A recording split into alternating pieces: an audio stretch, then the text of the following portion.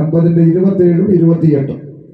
ഒരിക്കൽ മരിക്കുകയും പിന്നെ ന്യായവിധിയും മനുഷ്യർക്ക് നിയമിച്ചിരിക്കുകയാൽ ക്രിസ്തുവും അങ്ങനെ തന്നെ അനേകരുടെ പാപങ്ങളെ ചുമപ്പാൻ ഒരിക്കൽ അർപ്പിക്കപ്പെട്ടു തനിക്കായി കാത്തു നിൽക്കുന്നവരുടെ രക്ഷയ്ക്കായി അവൻ പാപം കൂടാതെ രണ്ടാമത് പ്രത്യക്ഷനാകും. വളരെ പരിചിതമായ വേദഭാഗം. ഒരിക്കൽ മരിക്കുകയും പിന്നെ ന്യായവിധിയും മനുഷ്യർക്ക് നിയമിച്ചിരിക്കും. ഇത് ആര് വെച്ച നിയമം എന്ന് ചോദിച്ചാൽ ഉത്തരം സർവശക്തനായ ദൈവം വെച്ച നിയമമാണ്. മനുഷ്യനായി പിറന്നവനെല്ലാം ഒരിക്കൽ മരിക്കണം. അപ്പൊ ചോദിക്കും, മൃഗങ്ങളൊന്നും ചാകുന്നില്ലയോ എന്ന്. മനുഷ്യരും മൃഗങ്ങളും ഒക്കെ മരിക്കും.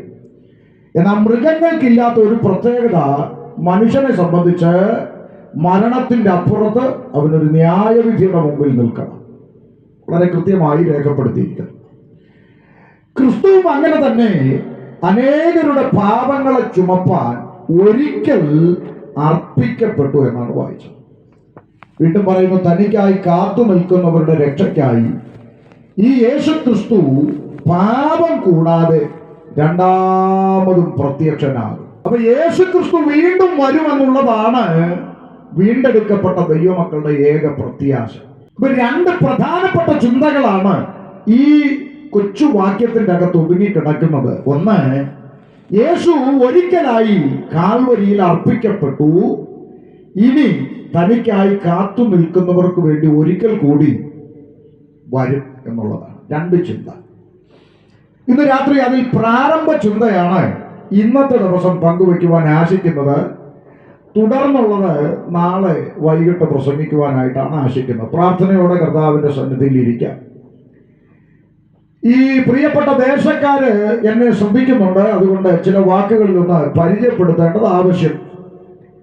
എൻ്റെ പേര് ഷമീർ എന്നാണെന്ന് ഇവിടെ ഓർപ്പിച്ചു. ബാപ്പാന്റെ പേര് അബ്ദുൽ സലാം എന്നാണ്, ഉമ്മാന്റെ പേര് ജമീല ബീവി എന്നാണ്. ഒരു പരമ്പരാഗത ഇസ്ലാമിക കുടുംബത്തിലാണ് ഞാൻ ജനിച്ചു വളർത്തപ്പെട്ടത്. ഞങ്ങളുടെ നാട്ടിൻപുറത്ത് ആ കാലങ്ങളിൽ ഇന്ന് കാണുന്ന പോലെ ഈ കൈകൊട്ടിപ്പാടി ബഹളമുണ്ടാക്കി കലപിലപിലാന്നൊക്കെ പറയുന്ന ഈ കൂട്ടരൊന്നും ഞങ്ങളുടെ നാട്ടിൽ ആ കാലങ്ങളിൽ ഇല്ല എന്ന് തന്നെ പറയാം. ഇപ്പൊ ചെറുതായിട്ടൊക്കെ ഉണ്ട്, അന്ന് തീരെയില്ല. ആ കാലങ്ങളിൽ ക്രിസ്ത്യാനിയെ കുറിച്ചുള്ള എൻ്റെ അറിവ് എന്ന് പറയുന്നത്, ഞങ്ങളുടെ വീടിന്റെ പരിസരങ്ങളിൽ കത്തോലിക്കരായ സഹോദരങ്ങൾ താമസമുണ്ട്. കത്തോലിക്കരായ ആളുകൾ എൻ്റെ വീട്ടിന്റെ പരിസരങ്ങളിൽ താമസമുണ്ട്. അവരാണ് എന്നെ സംബന്ധിച്ച് ക്രിസ്ത്യാനികൾ. യേശു ക്രിസ്തു ക്രിസ്ത്യാനികളുടെ ദൈവമാണ് എന്നായിരുന്നു എൻ്റെ വിശ്വാസം. എൻ്റെ ബാല്യകാലത്തിൽ ഞാൻ ചിന്തിച്ചിരുന്നത്, ക്രിസ്ത്യാനികൾക്ക് ഒരു ദൈവമുണ്ട്, യേശു ക്രിസ്തു. ഇസ്ലാമികൾക്ക് ഒരു ദൈവമുണ്ട്, അള്ളാഹു. ഹൈന്ദവ സഹോദരങ്ങൾക്ക് അവർക്ക് വേണ്ടുന്ന നിലയിൽ ആവശ്യത്തിനധികം ദൈവങ്ങളും ഉണ്ട്. ഇതായിരുന്നു എൻ്റെ ചിന്ത. അങ്ങനെ ജീവിച്ചു പോകുന്ന ബാല്യകാലത്തിൽ എൻ്റെ മാതാപിതാക്കൾ എന്നെ പഠിപ്പിച്ച പാരമ്പര്യ ചിട്ടകൾ അനുസരിച്ച് വളരെ ചെറിയ പ്രായത്തിൽ തൊപ്പിയിട്ട് മദ്രസയിലേക്ക് കടന്നുപോയ ബാല്യകാലം ഞാൻ ഓർക്കുന്നു. ബാല്യകാലത്തിൽ ഇസ്ലാമിക മദ്രസയിൽ കടന്നുപോയി. അതെന്തിനാണ് പോയത് എന്ന് നിങ്ങൾ എന്നോട് ചോദിച്ചാൽ ഞാൻ ഉത്തരം പറയും.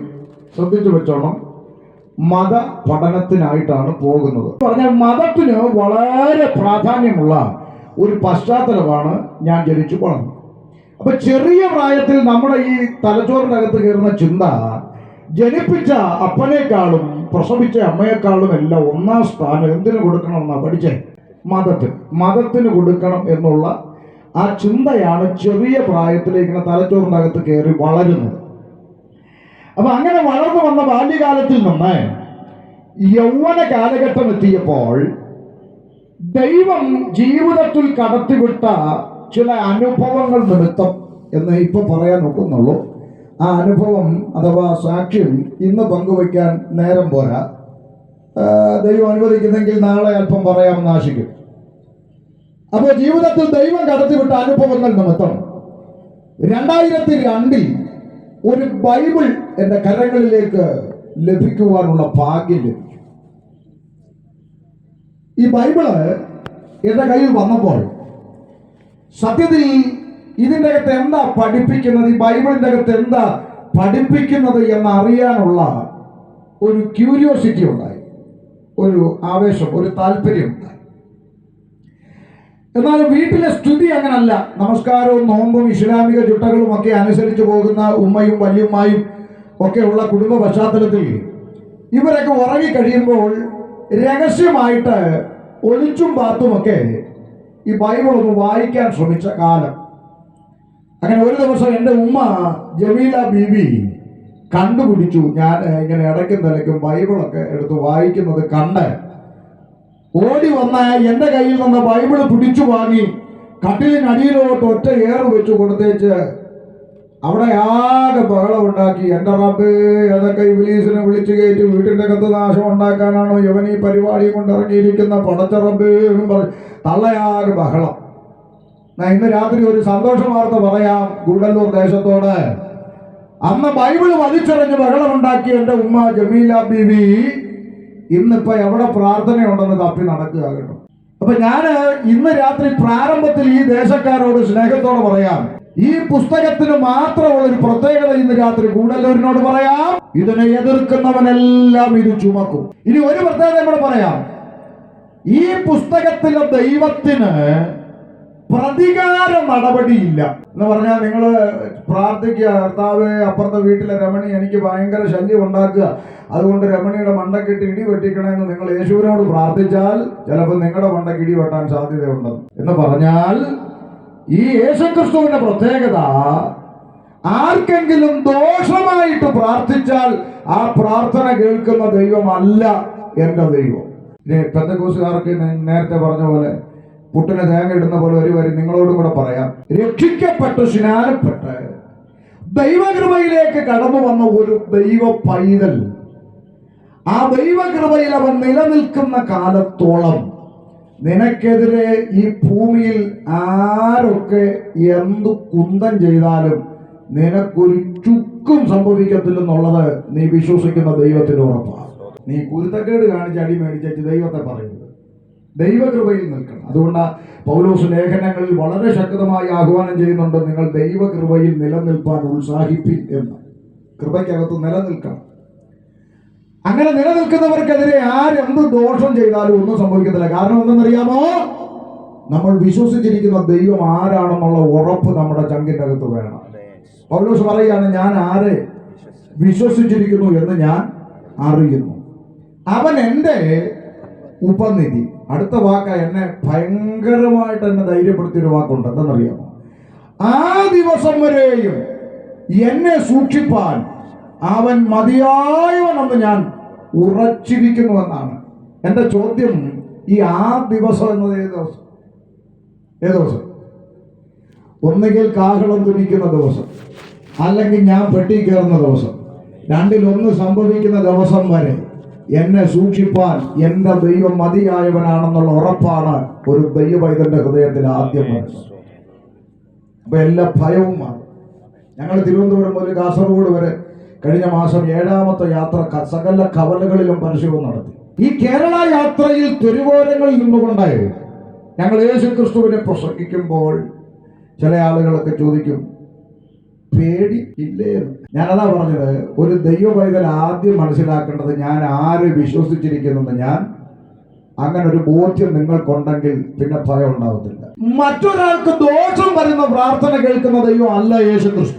അതുകൊണ്ട് എന്റെ ഉമ്മ ബഹളമൊക്കെ ഉണ്ടാക്കിയപ്പോൾ ഞാൻ വഴക്കൊന്നും ഇടാതെ പറഞ്ഞു, പ്രാർത്ഥിക്കുന്നില്ല വേണ്ടെന്നൊക്കെ പറഞ്ഞു ഒരുവിധം സമാധാനിപ്പിച്ചെങ്കിലും പിന്നീട് ആരും അറിയാതെ ഞാൻ ഇടയ്ക്കും തലയ്ക്കും ഇത് പിന്നെയും വായിക്കാൻ തുടങ്ങി. അങ്ങനെ വായിക്കുമ്പോൾ എന്റെ തലച്ചോറിന്റെ അകത്തൊരു ചിന്ത, ഈ ബൈബിളിന്റെ അകത്ത് ഞാൻ ഇങ്ങനെ വായിച്ചു വരുന്ന ഈ കഥാപാത്രങ്ങളെയൊക്കെ മുമ്പ് എവിടെയൊക്കെയോ കേട്ടു മറന്ന പോലെ. അബ്രഹാമിനെ കുറിച്ച് വായിച്ചപ്പോൾ അബ്രഹാമിന് ഭാര്യ സാറായി ഉണ്ട്, മക്കളില്ല. പിന്നെ ദാസിപ്പെണ്ണിനെ വിവാഹം കഴിച്ചു, അതിൻ്റെ അകത്ത് മക്കളുണ്ടായി. അപ്പോൾ പിന്നെ രണ്ടാമത് ഒറിജിനൽ ഭാര്യ എന്ന് കുഞ്ഞുണ്ടായപ്പോൾ മറ്റേതിനെ കൊണ്ട് കളയാൻ മരുഭൂമിയെ കൊണ്ട് ഉപേക്ഷിക്കാൻ പറഞ്ഞു.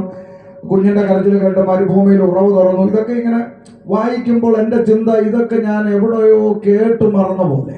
വീണ്ടും വായിക്കുമ്പോൾ നോഹ ജലപ്രളയ സമയത്ത് പെട്ടകമുണ്ടാക്കി പെട്ടകത്തിൽ കയറി നോഹയും കുടുംബവും രക്ഷപ്പെട്ടു. ഇതൊക്കെ ഞാൻ എവിടെയോ കേട്ടിട്ടുള്ള പോലെ.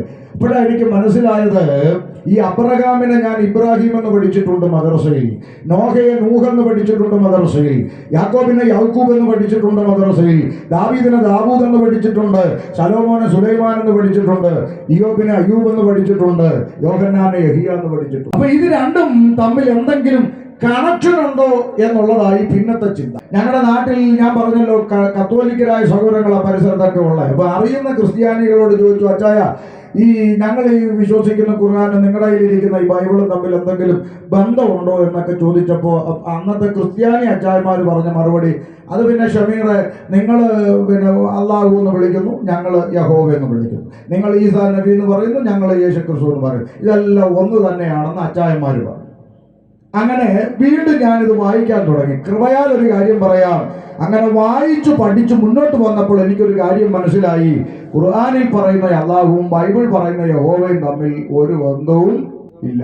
ഖുർആൻ പഠിപ്പിക്കുന്ന ഈസാ നബിയും ബൈബിൾ പഠിപ്പിക്കുന്ന യേശു ക്രിസ്തുവും തമ്മിൽ ഒരു ബന്ധവും ഇല്ല. ഉണ്ടാക്കാൻ ആരും ശ്രമിക്കരുത്. ബൈബിൾ പറയുന്ന യേശു ക്രിസ്തു ഭൂമിയിൽ ജനിക്കുന്നതിന് വർഷങ്ങൾക്ക് മുമ്പേ പ്രവചനാത്മാവിൽ പ്രവചിക്കപ്പെട്ടു, അവൻ ബത്ലഹേം എഫ്രാത്തയിൽ ജനിക്കുമോ. പ്രവചനം നിവർത്തീകരിച്ചുകൊണ്ട് യേശുക്രിസ്തു ബത്ലഹേം എഫ്രാത്തയിൽ ജനിച്ചു. മറ്റേ പുള്ളി എവിടെ ജനിച്ചെന്നറിയാമോ? മരുഭൂമിയിൽ ഈത്തപ്പനയുടെ ചുവട്ടിൽ പ്രസവിച്ചു. വ്യത്യാസം ഒന്ന്. ഇനി ഇവിടെ യേശുക്രിസ്തുവിനെ പ്രസവിച്ചിട്ട് എടുത്ത് വഴിയമ്പലത്തിൽ സ്ഥലമില്ലായാൽ പശു തൊട്ടിയിൽ കിടത്തി എന്ന് നമ്മൾ വായിക്കുന്നുണ്ട്. അപ്പോൾ മറ്റേ സ്ഥലത്ത് പറയുന്നത് പ്രസവ വേദന അവളെ മരുഭൂമിയിലേക്ക് നയിച്ചു. അപ്പോൾ ദൂതന്മാർ, അവരുടെ ഭാഷ പറഞ്ഞ മലക്കുകൾ മറിയോട് പറഞ്ഞു, മറി നീ ഈത്തപ്പനെ കുലുക്കി അതിൽ നിന്ന് ഭക്ഷിച്ചോളാൻ. പ്രസവ വേദനയായിട്ട് നിൽക്കുന്ന പുള്ളി ഈത്തപ്പനെ കുലുക്കി ഭക്ഷിച്ചോളാൻ പറഞ്ഞു. അങ്ങനെയാണ് അവിടെ മറ്റേ പുള്ളി ജനിക്കുന്നത്. ഇനി അടുത്തത്, യേശുക്രിസ്തു ലോകത്തിൽ ചെയ്ത ആദ്യത്തെ അത്ഭുതമെന്ന് ബൈബിൾ പറയുന്നത് കാനാവിലെ കല്യാണ നാളിൽ പച്ചവെള്ളത്തെ വീഞ്ഞാക്കിക്കൊണ്ട് തന്റെ അത്ഭുത പ്രവർത്തിക്ക് യേശുക്രിസ്തു ആരംഭം കുറിച്ചതാണ്. ഇതിൻ്റെ അകത്ത് മറ്റതിൻ്റെ അകത്ത് 2 ദിവസം പ്രായമുള്ളപ്പോൾ തൊട്ടിലേക്ക് കിടന്ന മനുഷ്യരോട് സംസാരിക്കുന്നു. അപ്പൊ അത് വേറെ പുള്ളിയാണ്. 2 പറഞ്ഞോളൂ, ഇനി പറയാൻ പോയാൽ നേരം പോകും, അതുകൊണ്ട് അങ്ങോട്ട് പോകുന്നില്ല. അപ്പോൾ ഒത്തിരി പറയാനുണ്ട്. ചുരുക്കി പറഞ്ഞാൽ ഇത് രണ്ടും തമ്മിൽ വലിയ ബന്ധമൊന്നും ഇല്ല. ആരും ബന്ധം ഉണ്ടാക്കാൻ ശ്രമിക്കരുത്. ചിലർ സുവിശേഷം പറയാനുള്ള എളുപ്പത്തിന് അങ്ങ് പറഞ്ഞോളൂ, അതും ഇത് എല്ലാം അങ്ങനെ ഒപ്പിച്ചൊന്നും പറയണ്ട. രണ്ടും തമ്മിൽ ഒരു ബന്ധമില്ല, രണ്ടും 2 ആത്മാവാണ് എന്ന് മാത്രം മനസ്സിലാക്കിയാൽ മതി. അപ്പൊ ചുരുക്കി പറഞ്ഞാൽ അങ്ങനെ വായിക്കും തോറും ഈ ബൈബിള് കൂടുതലായിട്ട് അങ്ങോട്ട് ചേർത്ത് പിടിക്കുവാൻ വലിയ സന്തോഷമുണ്ടായെന്ന് ഇന്ന് രാത്രി ഗൂഡല്ലൂർ ദേശത്തോട് പറയുന്നതിൽ സന്തോഷമുണ്ട്. ഇപ്പൊ ചോദിക്കാം, എന്താണോ ഷമീറ ഇത്ര സന്തോഷം ബൈബിള് എന്നൊക്കെ ചോദിക്കാൻ സാധ്യതയുണ്ട്. ഞങ്ങള് പോൾഷൻ കണ്ണൂരുമായിട്ട് ഞങ്ങൾ കഴിഞ്ഞ ചില മാസങ്ങൾക്ക് മുമ്പ് മലപ്പുറം ജില്ലയിൽ മേലാറ്റൂർ പട്ടണത്തിൽ പരസ്യയോഗം നടത്താൻ പോയി. ഈ പുള്ളിക്കാരനെ പാടി. അപ്പം ഈ പുള്ളിക്കാരനൊരു പ്രത്യേകതയുണ്ട്, ഓരോ സ്ഥലത്ത് ചെല്ലുമ്പം അവിടുത്തെ ട്യൂൺ അനുസരിച്ചുള്ള പാട്ടിടാൻ വേണ്ടിക്കാനാണ്. അപ്പം ഇവിടെ ഇപ്പോൾ തമിഴ്നാട്ടിലാണ്ട് ഇങ്ങനെ ഓളം ഉണ്ടാക്കി വെച്ചേക്കുന്നത്. അവിടെ ചെന്നപ്പോൾ ഈ മറ്റവർക്ക് മനസ്സിലാകുന്ന രീതിയിലുള്ള ടങ്ക പാട്ടുകളൊക്കെ ഉണ്ട് പുള്ളിയുടെ. അപ്പോൾ അതൊക്കെ പുള്ളി അങ്ങോട്ട് പാടി. അപ്പോൾ അവിടെ ഇങ്ങനെ ഈ നമ്മുടെ കാക്കന്മാരെല്ലാം കൂടെ പുറത്തിറങ്ങി നിന്ന് ഇങ്ങനെ ഇതെല്ലാം കേട്ടുകൊണ്ട് ഇങ്ങനെ പാട്ടൊക്കെ കേട്ട് ഇങ്ങനെ രസിച്ച് നിൽക്കുക. അപ്പോൾ അത് കഴിഞ്ഞപ്പം ഞാൻ പ്രസംഗിക്കാൻ മൈക്കെടുത്തു. അപ്പോൾ പ്രസംഗത്തിലെ ചില ഭാഗങ്ങളൊക്കെ ഇങ്ങനെ ഇന്നത്തെ ലോകത്തിൽ നടക്കുന്ന സംഭവങ്ങളും അതിനോട് ബന്ധപ്പെട്ട കാര്യങ്ങളൊക്കെ പറയുമ്പം ഇവരവിടെ ഇന്ന് അങ്ങോട്ടും ഇങ്ങോട്ടും തല കുലിക്കട്ടെ, കറക്റ്റാ പുള്ളി പറയുന്നതെന്നൊക്കെ പറഞ്ഞ് ഇങ്ങനെ തല കുലിക്ക് നിൽക്കുക. അപ്പം പ്രസംഗത്തിൻ്റെ ഒടുവിൽ വരുമ്പോൾ ഞാൻ എൻ്റെ പേരും അഡ്രസ്സും ഒക്കെ പരിചയപ്പെടുത്തുന്ന ഒരു സീനുണ്ട്. അവിടെ വന്നപ്പോൾ എല്ലാ സന്തോഷവും അങ്ങ് പോയി. നല്ല കണ്ണും തള്ളി എല്ലാവരും ഇങ്ങനെ നോക്കുക. അപ്പോൾ യോഗം കഴിഞ്ഞപ്പോൾ ചിലർ ഈ പുള്ളിയെടുത്ത് പരിചയപ്പെടാൻ വന്നു. പാട്ടൊക്കെ എങ്ങനെയാണെന്ന്, നല്ല പാട്ടായിരുന്നൊക്കെ പറഞ്ഞു. പിന്നെ പാട്ടിനെ കുറിച്ച് എന്തൊക്കെയോ പുള്ളിയോട് ചോദിച്ചു. പിന്നെ ചിലർ എൻ്റെ അടുത്ത് വന്നിട്ട് സങ്കടം പറഞ്ഞു. സങ്കടം എന്ന് പറഞ്ഞാൽ എന്താ, ഒരാൾ വന്നിട്ട് ഈ നാടിക്ക് എടുത്തു, എന്നാലും എൻ്റെ ഷമീറെ നല്ലൊരു മതം വിട്ട് നീ എന്തിനാടോ ക്രിസ്ത്യാനിയാകാൻ പോയത്? സങ്കടം. ഇപ്പം നീ എന്തിനാ ക്രിസ്ത്യാനി? പണ്ട് ഞാൻ ഈ വിശ്വാസത്തിൽ വന്ന് 2002 അപ്പോൾ ആ കാലത്ത് ഞാൻ യാദൃശ്ചികമായ ഒരു ഫംഗ്ഷനിൽ എൻ്റെ ബാപ്പയുടെ ആളുകളെ പിന്നീട് കണ്ടു. അപ്പോൾ എന്നോട് പറഞ്ഞു, എടാ മുസ്ലിമിൽ നിന്നൊന്നും ആരും ഇങ്ങനൊന്നും പോകത്തില്ല, നിന്നെ ആരാണ്ട് പറ്റിച്ചു, നിന്നെ എന്തൊക്കെയോ മയക്കി ഇതിൻ്റെ അകത്ത് ചേർത്ത് നിന്നെ പറ്റിച്ചതാ, മുസ്ലിമിൽ നിന്നൊന്നും ആരും അങ്ങനെ പോകത്തില്ല, നിനക്ക് അബദ്ധം പറ്റിയതാന്നൊക്കെ പറഞ്ഞു. അപ്പോൾ അന്ന് ഞാനിങ്ങോട്ട് വന്ന സമയമായതുകൊണ്ട് എൻ്റെ ഹൃദയത്തിലും ഒരു ചഞ്ചലം ഉണ്ടായി. ഇനി അബദ്ധം എങ്ങാനും പറ്റിയതാണെന്ന് അന്ന് പഠിച്ചു വരുന്നതല്ലേ ഉള്ളൂ. അപ്പോൾ എൻ്റെ ഹൃദയത്തിൽ ചഞ്ചലം ഉണ്ടായപ്പോൾ ഞാൻ അന്ന് എനിക്ക് അറിയുന്ന ഒരു ഉപദേശിയോട് ചോദിച്ചു, ഉപദേശി, എന്നെപ്പോലെ മുസ്ലിമിന് വിശ്വാസത്തിൽ വന്ന വേറെ ആരെങ്കിലും കേരളത്തിൽ ഉണ്ടോ എന്ന് ഒരു സമാധാനത്തിന്. അപ്പോൾ പുള്ളിക്കാരൻ പറഞ്ഞു, പിന്നെ ആലപ്പുഴയിൽ നസീർ പാഷ കുടുംബം ഉണ്ടല്ലോ എന്ന്. എന്നാൽ നമ്പർ തരാൻ പറഞ്ഞു. നമ്പർ മേടിച്ചു, നേരെ വിട്ടു ആലപ്പുഴയ്ക്ക്. ആലപ്പുഴ ചെന്നപ്പോൾ പാസ്റ്റർ നസീറും ഭാര്യ റഷീദയും കർത്താവിൻ്റെ വേല ചെയ്യുന്ന കണ്ടു. ഞാൻ ചോദിച്ചു, നസീർ പാസ്റ്റർ എന്നാ വിശ്വാസത്തിൽ വന്നേ? അപ്പം എന്നോട് ചോദിച്ചു, നീ എന്നാ വന്നേ? ഞാൻ പറഞ്ഞു, ഞാൻ 2002 ഞാൻ 94 ഇറങ്ങിയത്. അപ്പോൾ എനിക്കൊരു സമാധാനം. ഏത് മലയാളിക്ക് അങ്ങനെയാണല്ലോ, നമ്മുടെ വീട്ടിൽ കറണ്ട് പോകുമ്പോൾ ജനലിലൂടെ നോക്കി അപ്പുറത്തൂടെ പോയെന്ന് അറിയുമ്പോൾ ഒരു സമാധാനം. മലയാളി അങ്ങനെയാണ്. അപ്പോൾ എന്ന പോലെ ഒരുത്തനും കൂടെ ഉണ്ടല്ലോ എന്ന് കണ്ടപ്പോൾ ഒരു സമാധാനം, അവനും കൂടെ അബദ്ധം പറ്റി നമുക്ക് സമാധാനം. അപ്പോൾ ഞാൻ നസീർ പാഷയോട് ചോദിച്ചു, നസീർ പാഷേ, നമ്മളെപ്പോലെ വേറെ ആരെങ്കിലും ഇങ്ങനെ വിശ്വാസത്തിൽ വന്നതുകൊണ്ടോ? അപ്പം നസീർ പാഷ പറഞ്ഞു, പിന്നെ പാസ്റ്റർ സിയാദ് മുഹമ്മദ് കോട്ടയത്തുണ്ടെന്ന്. വിട്ടില്ല, ഞാൻ വിട്ടു കോട്ടയത്തിന്. പാക്കിൽ അവിടെ ചെന്നപ്പോൾ പാസ്റ്റർ സിയാദ് മുഹമ്മദും ഭാര്യ നിഷയും കർത്താവിൻ്റെ മഹത്വമുള്ള വേല ചെയ്യുന്നു. സിയാദിനോട് ചോദിച്ചു, സിയാദ് നമ്മളെപ്പോലെ വേറെ ആരെങ്കിലും ഉണ്ടോ? പുള്ളി പറഞ്ഞു, പിന്നെ പാസ്റ്റർ ഷാജഹാൻ മലപ്പുറത്തുണ്ടെന്ന്, ചുങ്കത്തറയിൽ. ഞാൻ ചുങ്കത്തറയ്ക്ക് വന്നു. അപ്പോൾ പാസ്റ്റർ ഷാജഹാനും ഷീജ ബീവിയും ചുങ്കത്തറയിൽ കർത്താവിൻ്റെ വേല ചെയ്യുന്നത് കണ്ടു. ഷാജഹാനോട് ചോദിച്ചു, ഷാജഹാനെ വേറെ ആരെങ്കിലും നമ്മളെപ്പോലെ ഉണ്ടോ? പിന്നെ പാസ്റ്റർ ഇസ്മായിൽ അട്ടപ്പാടി ട്രൈബൽ മിഷനിൽ ഡോക്ടർ മുരളീധരൻ്റെ അടുക്കലുണ്ടെന്ന്. നേരെ വിട്ടു അട്ടപ്പാടിക്ക്. അവിടെ ചെന്ന് ഇസ്മായിലിനെ കണ്ടു. ഇപ്പൊ എൻ്റെ അളിയനാ, പെങ്ങളെ കെട്ടി. അപ്പൊ ഇസ്മായിലിനോട് ഞാൻ ചോദിച്ചു, ഇസ്മായിലെ, നമ്മളെപ്പോലെ വേറെ ആരെങ്കിലും വിശ്വാസത്തിലുണ്ടോ? അപ്പൊ പുള്ളി പറഞ്ഞു, പിന്നെ പാസ്റ്റർ റഫീഖ് വയനാടുണ്ടെന്ന്. റഫീഖ് ബത്തേരിക്കടുത്ത്. അപ്പൊ ഞാൻ റഫീഖിനെ കണ്ടു. ഞാൻ ചോദിച്ചു, വേറെ ആരെങ്കിലും ഉണ്ടോ? പുള്ളി പറഞ്ഞു, പിന്നെ പാസ്റ്റർ അബ്ദുൽ വഹാബ് കണ്ണൂർ തളിപ്പറമ്പിലുണ്ടെന്ന്. വഹാബിനെ കണ്ടപ്പോൾ വഹാബ് പറയാം, എൻ്റെ അനിയൻ അബ്ദുൽ സമദ് തിരുവനന്തപുരത്ത് 4-ാം ചിറയിലുണ്ടെന്ന്. നേരെ പോയി 4-ാം ചിറ സമദിനെ കണ്ടപ്പോൾ പുള്ളി പറയുക, അറിയത്തില്ലയോ റംല തോമസ് ഇറങ്ങിയിട്ടുണ്ടല്ലോ ചെങ്ങന്നൂരിന്ന്. റംല തോമസ് പറയുക, സൗദാ ബീവി ഇറങ്ങിയിട്ടുണ്ടല്ലോ ഇപ്പൊ കുവൈറ്റിലുണ്ടെന്ന്. ചുരുക്കി പറഞ്ഞാൽ ഇന്ന് കൊച്ചു കേരളത്തിനകത്ത് ആയിരക്കണക്കിന് ആളുകളാണ് ജീവനുള്ള ദൈവത്തെ ആരാധിപ്പാൻ യേശു ക്രിസ്തുവിന്റെ പിന്നാലെ സഞ്ചരിച്ചുകൊണ്ടിരിക്കുന്നത്. മനസ്സിലാകുന്നുണ്ടോ? അതുകൊണ്ട് ഗൂഡല്ലൂരിനോട് പറയാം, അബദ്ധം പറ്റിയതല്ല കേട്ടോ. ഇനി കഴിഞ്ഞ ആഴ്ച തിരുവനന്തപുരത്തായിരുന്നു യോഗം. തിരുവനന്തപുരത്തേക്ക് മീറ്റിങ്ങിന് പോകുമ്പോൾ ഞാൻ ഇങ്ങനെ വഴിയാത്രയിൽ ഈ മതിലുകളിലൊക്കെ ഒട്ടിച്ചിരിക്കുന്ന കൺവെൻഷന്റെ നോട്ടീസും പോസ്റ്ററും ഒക്കെ ഇങ്ങനെ ശ്രദ്ധിക്കും. അങ്ങനെ പോകുമ്പോൾ പുതിയ പുതിയ പേരുകളാണ് ഇപ്പോൾ കാണുന്നത്. പുതിയ പുതിയ പേരുകൾ. പാസ്റ്റർ സുരേഷ്, സുമേഷ്, രതീഷ്, രമേശ്, നാരായണൻ, ഗോപാലകൃഷ്ണൻ, കുട്ടപ്പൻ, രാജപ്പൻ, എല്ലാം പാസ്റ്റർ. ഞങ്ങൾ കേരള യാത്രയുമായിട്ട് തൃശ്ശൂർ ചേലക്കരയിൽ ഒരു കൺവെൻഷൻ ഉണ്ടായിരുന്നു. ചേലക്കരയിൽ ചെന്നപ്പോൾ ഒരു പാസ്റ്റർ വന്ന് പരിചയപ്പെടുത്തു. ഞാൻ ചോദിച്ചു, എന്താ പേരെന്ന് ചോദിച്ചപ്പോൾ പുള്ളി പറയാണ്, ഗോപിനാഥൻ. ഇറങ്ങുക വേണ്ട, ഒരനുഭവം പറയാം. ഞങ്ങൾ ഇടുക്കിയിൽ പരസ്യവുമായിട്ട് പോയി. കണ്ട പ്രിൻസ് പാസ്റ്റർ അവിടെ ഇടുക്കിയിലെ ഒരു ഗ്രാമത്തിൽ ഞങ്ങൾ പ്രസംഗിക്കാൻ, പാസ്റ്റർ പ്രസംഗിക്കാൻ മൈക്ക് കൊടുത്തു. ഒരു കുരിശടി, പൊക്കത്തിലുള്ള ഒരു കുരിശടിയാണ്. ആ കുരിശടിയുടെ തണലിൽ നിന്ന് പ്രസംഗിക്കാൻ ഒരു ദൈവദാസൻ കൊണ്ട് മൈക്ക് കൊടുത്തു. അപ്പോൾ ഇദ്ദേഹം പ്രസംഗിക്കാൻ നിൽക്കുമ്പോൾ ആ ദൈവദാസൻ നമ്മളോട് പറഞ്ഞു, ദേ ആ നേരെ കാണുന്ന കോവിൽ കണ്ടു. ഒരു കോവിൽ, ഒരു ചെറിയ അമ്പലം. അവിടെ ഒരു പ്രതിഷ്ഠയുണ്ട്. ആ അമ്പലം അവിടെ സ്ഥാപിച്ച് അവിടെ പ്രതിഷ്ഠിച്ചാരെന്നറിയാമോ? ആരാ? ശശി രാഘവൻ എന്ന് പറഞ്ഞ പൂജാരി എന്ന് പറഞ്ഞു. ഞങ്ങൾ പറഞ്ഞ ശരി എന്ന് പറഞ്ഞു. എന്നിട്ട് ഈ പുള്ളി അടുത്ത വാക്ക് പറയാ, ദേണ്ട അപ്പുറത്തൊരു വളവ് കണ്ടോ എന്ന് ചോദിച്ചു. കണ്ടു. ആ വളവ് തിരിയുമ്പോഴാണ് പുള്ളിയുടെ ചർച്ച. ഇപ്പൊ മനസ്സിലായില്ല. അപ്പൊ നമ്മൾ ചോദിച്ചു, എന്താണ്? അല്ല, ആ കാണുന്ന കോവിലില്ലേ, അവിടുത്തെ പൂജാരി, അവിടെ പ്രതിഷ്ഠിച്ച ആള് ശശി രാഘവൻ എന്ന് പറഞ്ഞ പൂജാരി. ആ പുള്ളിയുടെ ചർച്ചാണ് ആ വളവ് തിരിയുമ്പോൾ ഇരിക്കുന്നത്. എന്നാൽ പിന്നെ പുള്ളി ഒന്ന് കാണണമല്ലോ എന്ന് ഓർത്തു. അങ്ങനെ ഞങ്ങൾ പുള്ളിയുടെ ചർച്ചയിൽ പോയി. ഞാൻ വീഡിയോ എടുത്ത് എൻ്റെ യൂട്യൂബ് ചാനൽ ഇട്ടിട്ടുണ്ട്. ആർക്കെങ്കിലും പരിശോധിക്കാം. അപ്പൊ ഞാൻ ഈ ശശി രാഘവൻ ഭാഷ കണ്ടപ്പോൾ ചോദിച്ചു, പാസ്റ്ററെ ഇങ്ങനെ ഒരു കാര്യം പറഞ്ഞു, സത്യമാണോ? അതേ പാസ്റ്ററെ, ഞാനാ അവിടെ ആ കോവിലൊക്കെ സ്ഥാപിച്ചതും അതെല്ലാം ചെയ്ത ഞാനാ, അന്ന് പൂജാരിയായിരുന്നു.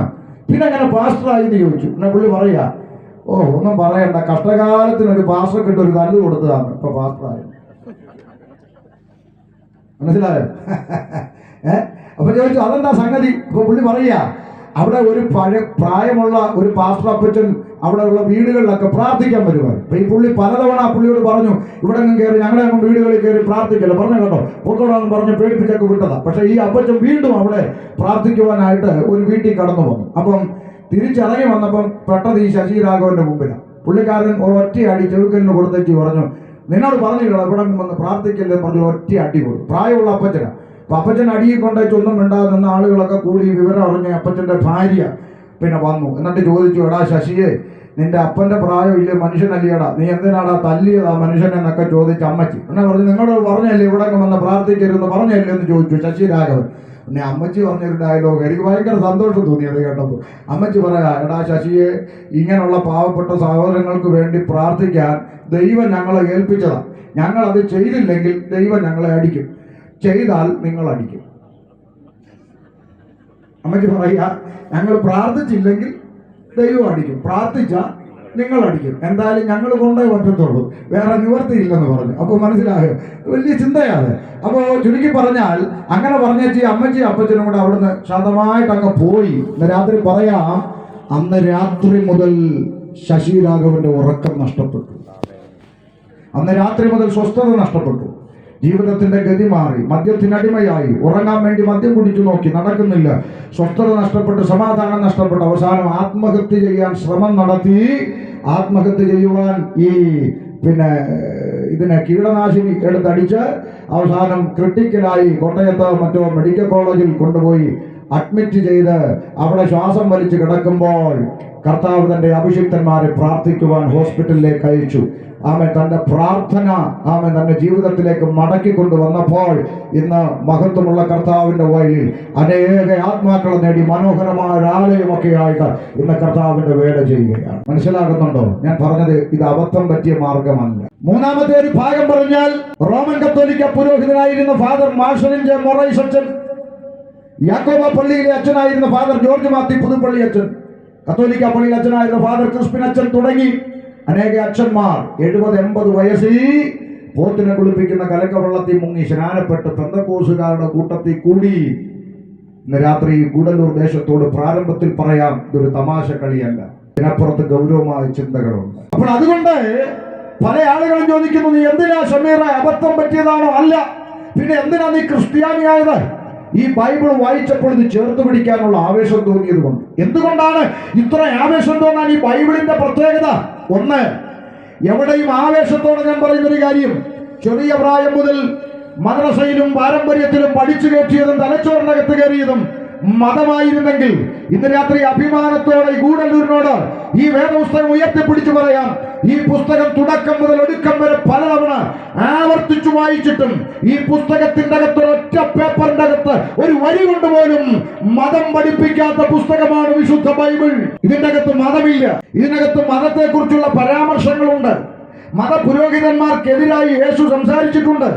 എന്നാൽ ഈ ഭൂമിയിൽ ഒരു മതം സ്ഥാപിക്കണമെന്നോ ആ മതത്തിന് വേണ്ടി നിൽക്കണമെന്നോ മതത്തിൽ ചേർക്കണമെന്നോ മതത്തിൽ നിന്ന് പുറത്താക്കണമെന്നോ അങ്ങനെ മതം മതം മതം എന്ന് പറഞ്ഞ് ഒരു പഠനം യേശുക്രിസ്തു ഇവിടെ പഠിപ്പിച്ചിട്ടില്ല. മനസ്സിലായോ? ഇതിന്റെ അകത്ത് മതമില്ല. ഞങ്ങളുടെ കേരളത്തിലാണെങ്കിൽ ഒരു പട്ടാമ്പിക്കാരി ചേച്ചി നമ്മുടെ പുറകെ നടക്കുക. ഈ ചേച്ചി പറയുക, പെന്തിക്കോസ് ഉപദേശിമാര് 500 രൂപയും കഞ്ഞിയും പയറും കൊടുത്ത് ഞങ്ങളുടെ ആളുകളെയൊക്കെ മതം മാറ്റുന്നു ചേച്ചി. ഞാൻ എന്നും പറഞ്ഞു, എന്നാൽ ചേച്ചി 1000 രൂപയും ചിക്കൻ പറയും കൊടുത്ത് അവരെ തിരിച്ചു കൊണ്ടുപോകും. കഞ്ഞിക്കും പയറിനും വേണ്ടി ഇങ്ങോട്ട് വന്നവൻ കോഴിക്കാലി കണ്ട അങ്ങോട്ട് വരികയല്ലേ, വരുമല്ലോ, കൊണ്ടുപോകും. നമുക്ക് അടിയും വഴക്കും ബഹളം ഒന്നും ഇല്ല, ഞങ്ങൾ ബഹളം ഉണ്ടാക്കുന്നവരല്ല. അപ്പൊ ചുരുക്കി പറഞ്ഞാൽ ഇത് മതത്തിന്റെ സന്ദേശമല്ല. എന്റെ പ്രിയപ്പെട്ട ഗൂഡല്ലൂർ ദേശവാസികളെ, പിന്നെ എന്താ ഈ ബൈബിൾ പഠിപ്പിക്കുന്നതെന്നല്ലേ പറയാം. ഇന്ന് രാത്രി ദേശത്തോട് വിളിച്ചു പറയാം, ഈ പുസ്തകം മതം പഠിപ്പിക്കുന്നില്ല. പിന്നെ എന്താ പഠിപ്പിക്കുന്നത്? സൃഷ്ടാവായ ദൈവവും സൃഷ്ടിയായ മനുഷ്യനും തമ്മിലുള്ള ബന്ധമാണ് ഈ പുസ്തകം ലോകത്തോട് സംസാരിച്ചുകൊണ്ടേയിരിക്കുന്നത്. ഒന്നുകൂടി ലളിതമായി പറഞ്ഞാൽ, ഉലകത്തിലെ സകല മനുഷ്യന്മാരും തന്റെ സൃഷ്ടാവിനെ അറിയണം. അതാണ് ദൈവിക ഉദ്ദേശം. അത് വേദപുസ്തകത്തിന്റെ ഭാഷയിൽ പറഞ്ഞാൽ ഇങ്ങനെ രേഖപ്പെടുത്തിയിരിക്കുന്നു, മനുഷ്യന്മാരെ, നിങ്ങൾ ഈ വ്യർത്ഥ കാര്യങ്ങളൊക്കെ വിട്ടിട്ട് ആകാശവും ഭൂമിയും സമുദ്രവും അവയിലുള്ള സകലത്തെയും ഉണ്ടാക്കിയ ജീവനുള്ള ദൈവത്തിങ്കലേക്ക് തിരിയണം എന്നുള്ള സുവിശേഷം ഞങ്ങൾ നിങ്ങളോട് അറിയിക്കുന്നു. അപ്പൊ സുവിശേഷത്തിന്റെ ആപ്തവാക്യം മനുഷ്യൻ ജീവനുള്ള ദൈവത്തിങ്കലേക്ക് തിരിയണം. അതാണ് ബൈബിളിന്റെ പ്രഖ്യാപനം. അപ്പൊ സൃഷ്ടാവായ ദൈവവും സൃഷ്ടിയായ മനുഷ്യനും തമ്മിലുള്ള ബന്ധം, അതാണ് ബൈബിളിന്റെ ഏറ്റവും ആപ്തമായിട്ടുള്ള പ്രഖ്യാപനം. എന്താണ് ആ ബന്ധം? ഞാനിത് വായിക്കാൻ തുടങ്ങി. ഞാൻ വായിച്ചപ്പോൾ യേശുക്രിസ്തു എന്തിനാണ് ലോകത്തിലേക്ക് വന്നതെന്നും ഒരിക്കലായി കാൽവരിയിൽ അർപ്പിക്കപ്പെട്ടതെന്നും വളരെ കൃത്യമായിട്ട് ബോധ്യപ്പെട്ടു. ആ ബോധ്യപ്പെട്ട വസ്തുത എന്തൊക്കെയാണെന്ന് ഇനി അങ്ങോട്ട് ശാന്തമായി അടുക്കടുക്കായി ഗൂഡല്ലൂർ ദേശവാസികളോട് പങ്കുവെക്കാൻ ആശിക്കുന്നു. ഞാൻ വായിച്ചു, ആദിയിൽ ദൈവം ആകാശവും ഭൂമിയും സൃഷ്ടിച്ചു. മനോഹരം. അവിടെ കണ്ടത് ദൈവം എന്ന പദമാണ്. ദൈവം എന്നുള്ളത് ദൈവത്തിന്റെ പേരാണെന്ന ചിലരുടെ ചിന്ത. അല്ല, ദൈവം എന്നുള്ളത് ദൈവത്തിന്റെ പേരല്ല. ദൈവം എന്ന വാക്കിനർത്ഥം ശക്തനായവൻ എന്നേ ഉള്ളൂ. ചിലർ പടച്ചവൻ എന്ന് പറയും. പടച്ചവൻ എന്ന് പറഞ്ഞാൽ ദൈവത്തിന്റെ പേരല്ല, പടച്ചുണ്ടാക്കിയവൻ എന്നർത്ഥം.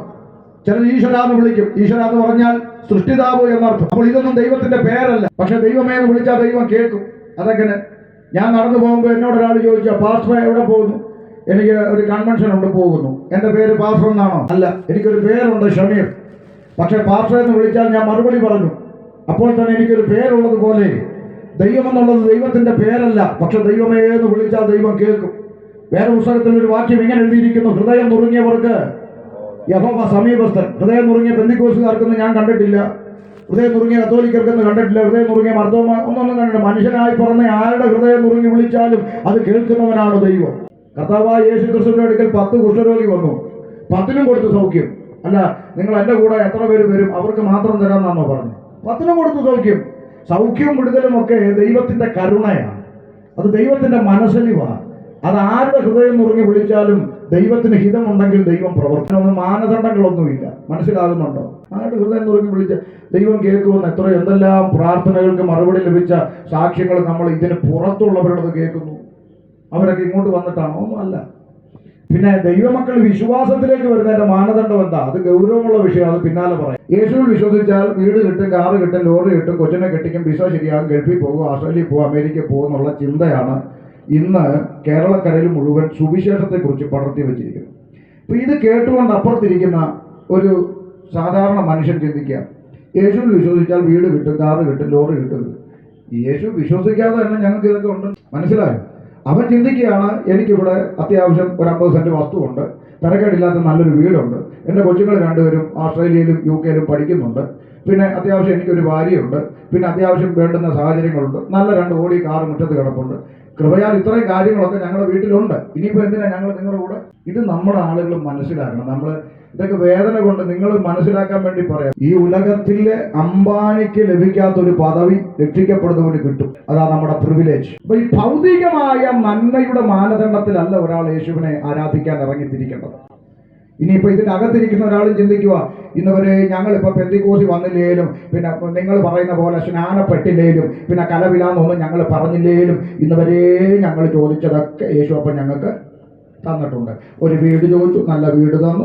ഒരു കാറ് ചോദിച്ചു, 2 കാറ് തന്നു. 2 മക്കളെ ചോദിച്ചപ്പോൾ 5 മക്കളെ തന്നു. 1 സെന്റ് ചോദിച്ചപ്പോൾ 1 ഏക്കർ റബ്ബർ തന്നു. അങ്ങനെ കൃപയാൽ ഇന്നുവരെ ചോദിച്ചതൊക്കെ ദൈവം ഞങ്ങൾക്ക് തന്നിട്ടുണ്ട്. അതൊന്നും അല്ലെന്ന്, പിന്നെ ദൈവം എല്ലാം എന്നെ കാണിക്കും. അപ്പം അങ്ങനെ പറയും, എല്ലാം എന്നെല്ലാം കാണിക്കും, എന്നെ കാണിച്ചിട്ട് എല്ലാം ചെയ്യത്തുള്ളൂ, അങ്ങനെയൊക്കെ പറയുന്ന ആളുകളുണ്ട്. അപ്പം ഇവരുടെ ചിന്ത ഇതെല്ലാം ലഭിച്ചത് കൊണ്ട് യേശു എൻ്റെ കൂടെയാണെന്ന്. അതുകൊണ്ട് കട്ടളയിൽ എഴുതി വെക്കും, യേശു ഈ വീടിൻ്റെ നായകൻ. അതൊന്നും കൊണ്ട് യേശു നിന്റെ കൂടെ ഉണ്ടെന്ന് അർത്ഥമില്ല. ഇനി അതിന് തെളിവ് വേണമെങ്കിൽ ഒന്ന് വായിച്ചു കൊടുത്ത ദൈവദാസനെ. അപ്പോസ്തല പ്രവൃത്തി 10-ാം അധ്യായം. ഇനി ഇവരുടെ മനസ്സിൽ നിന്ന് ഒരു വിഷമം അങ്ങ് മാറാൻ ഒരു തെളിവ് അങ്ങ് കൊടുക്കുക. 10-ാം അധ്യായം 1 മുതൽ മൈക്കിൽ കൊടുത്ത് വായിച്ചു കൊടുത്താട്ടെ. 10-ന്റെ 1 ഒന്ന് കേട്ടോ, ശാന്തമായിട്ട് കേട്ടോ. കൈസരിയിൽ ഇറ്റാലിക എന്ന പട്ടാളത്തിൽ കൊർന്നേലിയോസ് എന്ന പേരുള്ള ഒരു ശതാധിപൻ ഉണ്ടായിരുന്നു. നിങ്ങൾ എന്നെ ശ്രദ്ധിച്ചേ, ദേവദാസൻ വായിച്ചോളൂ.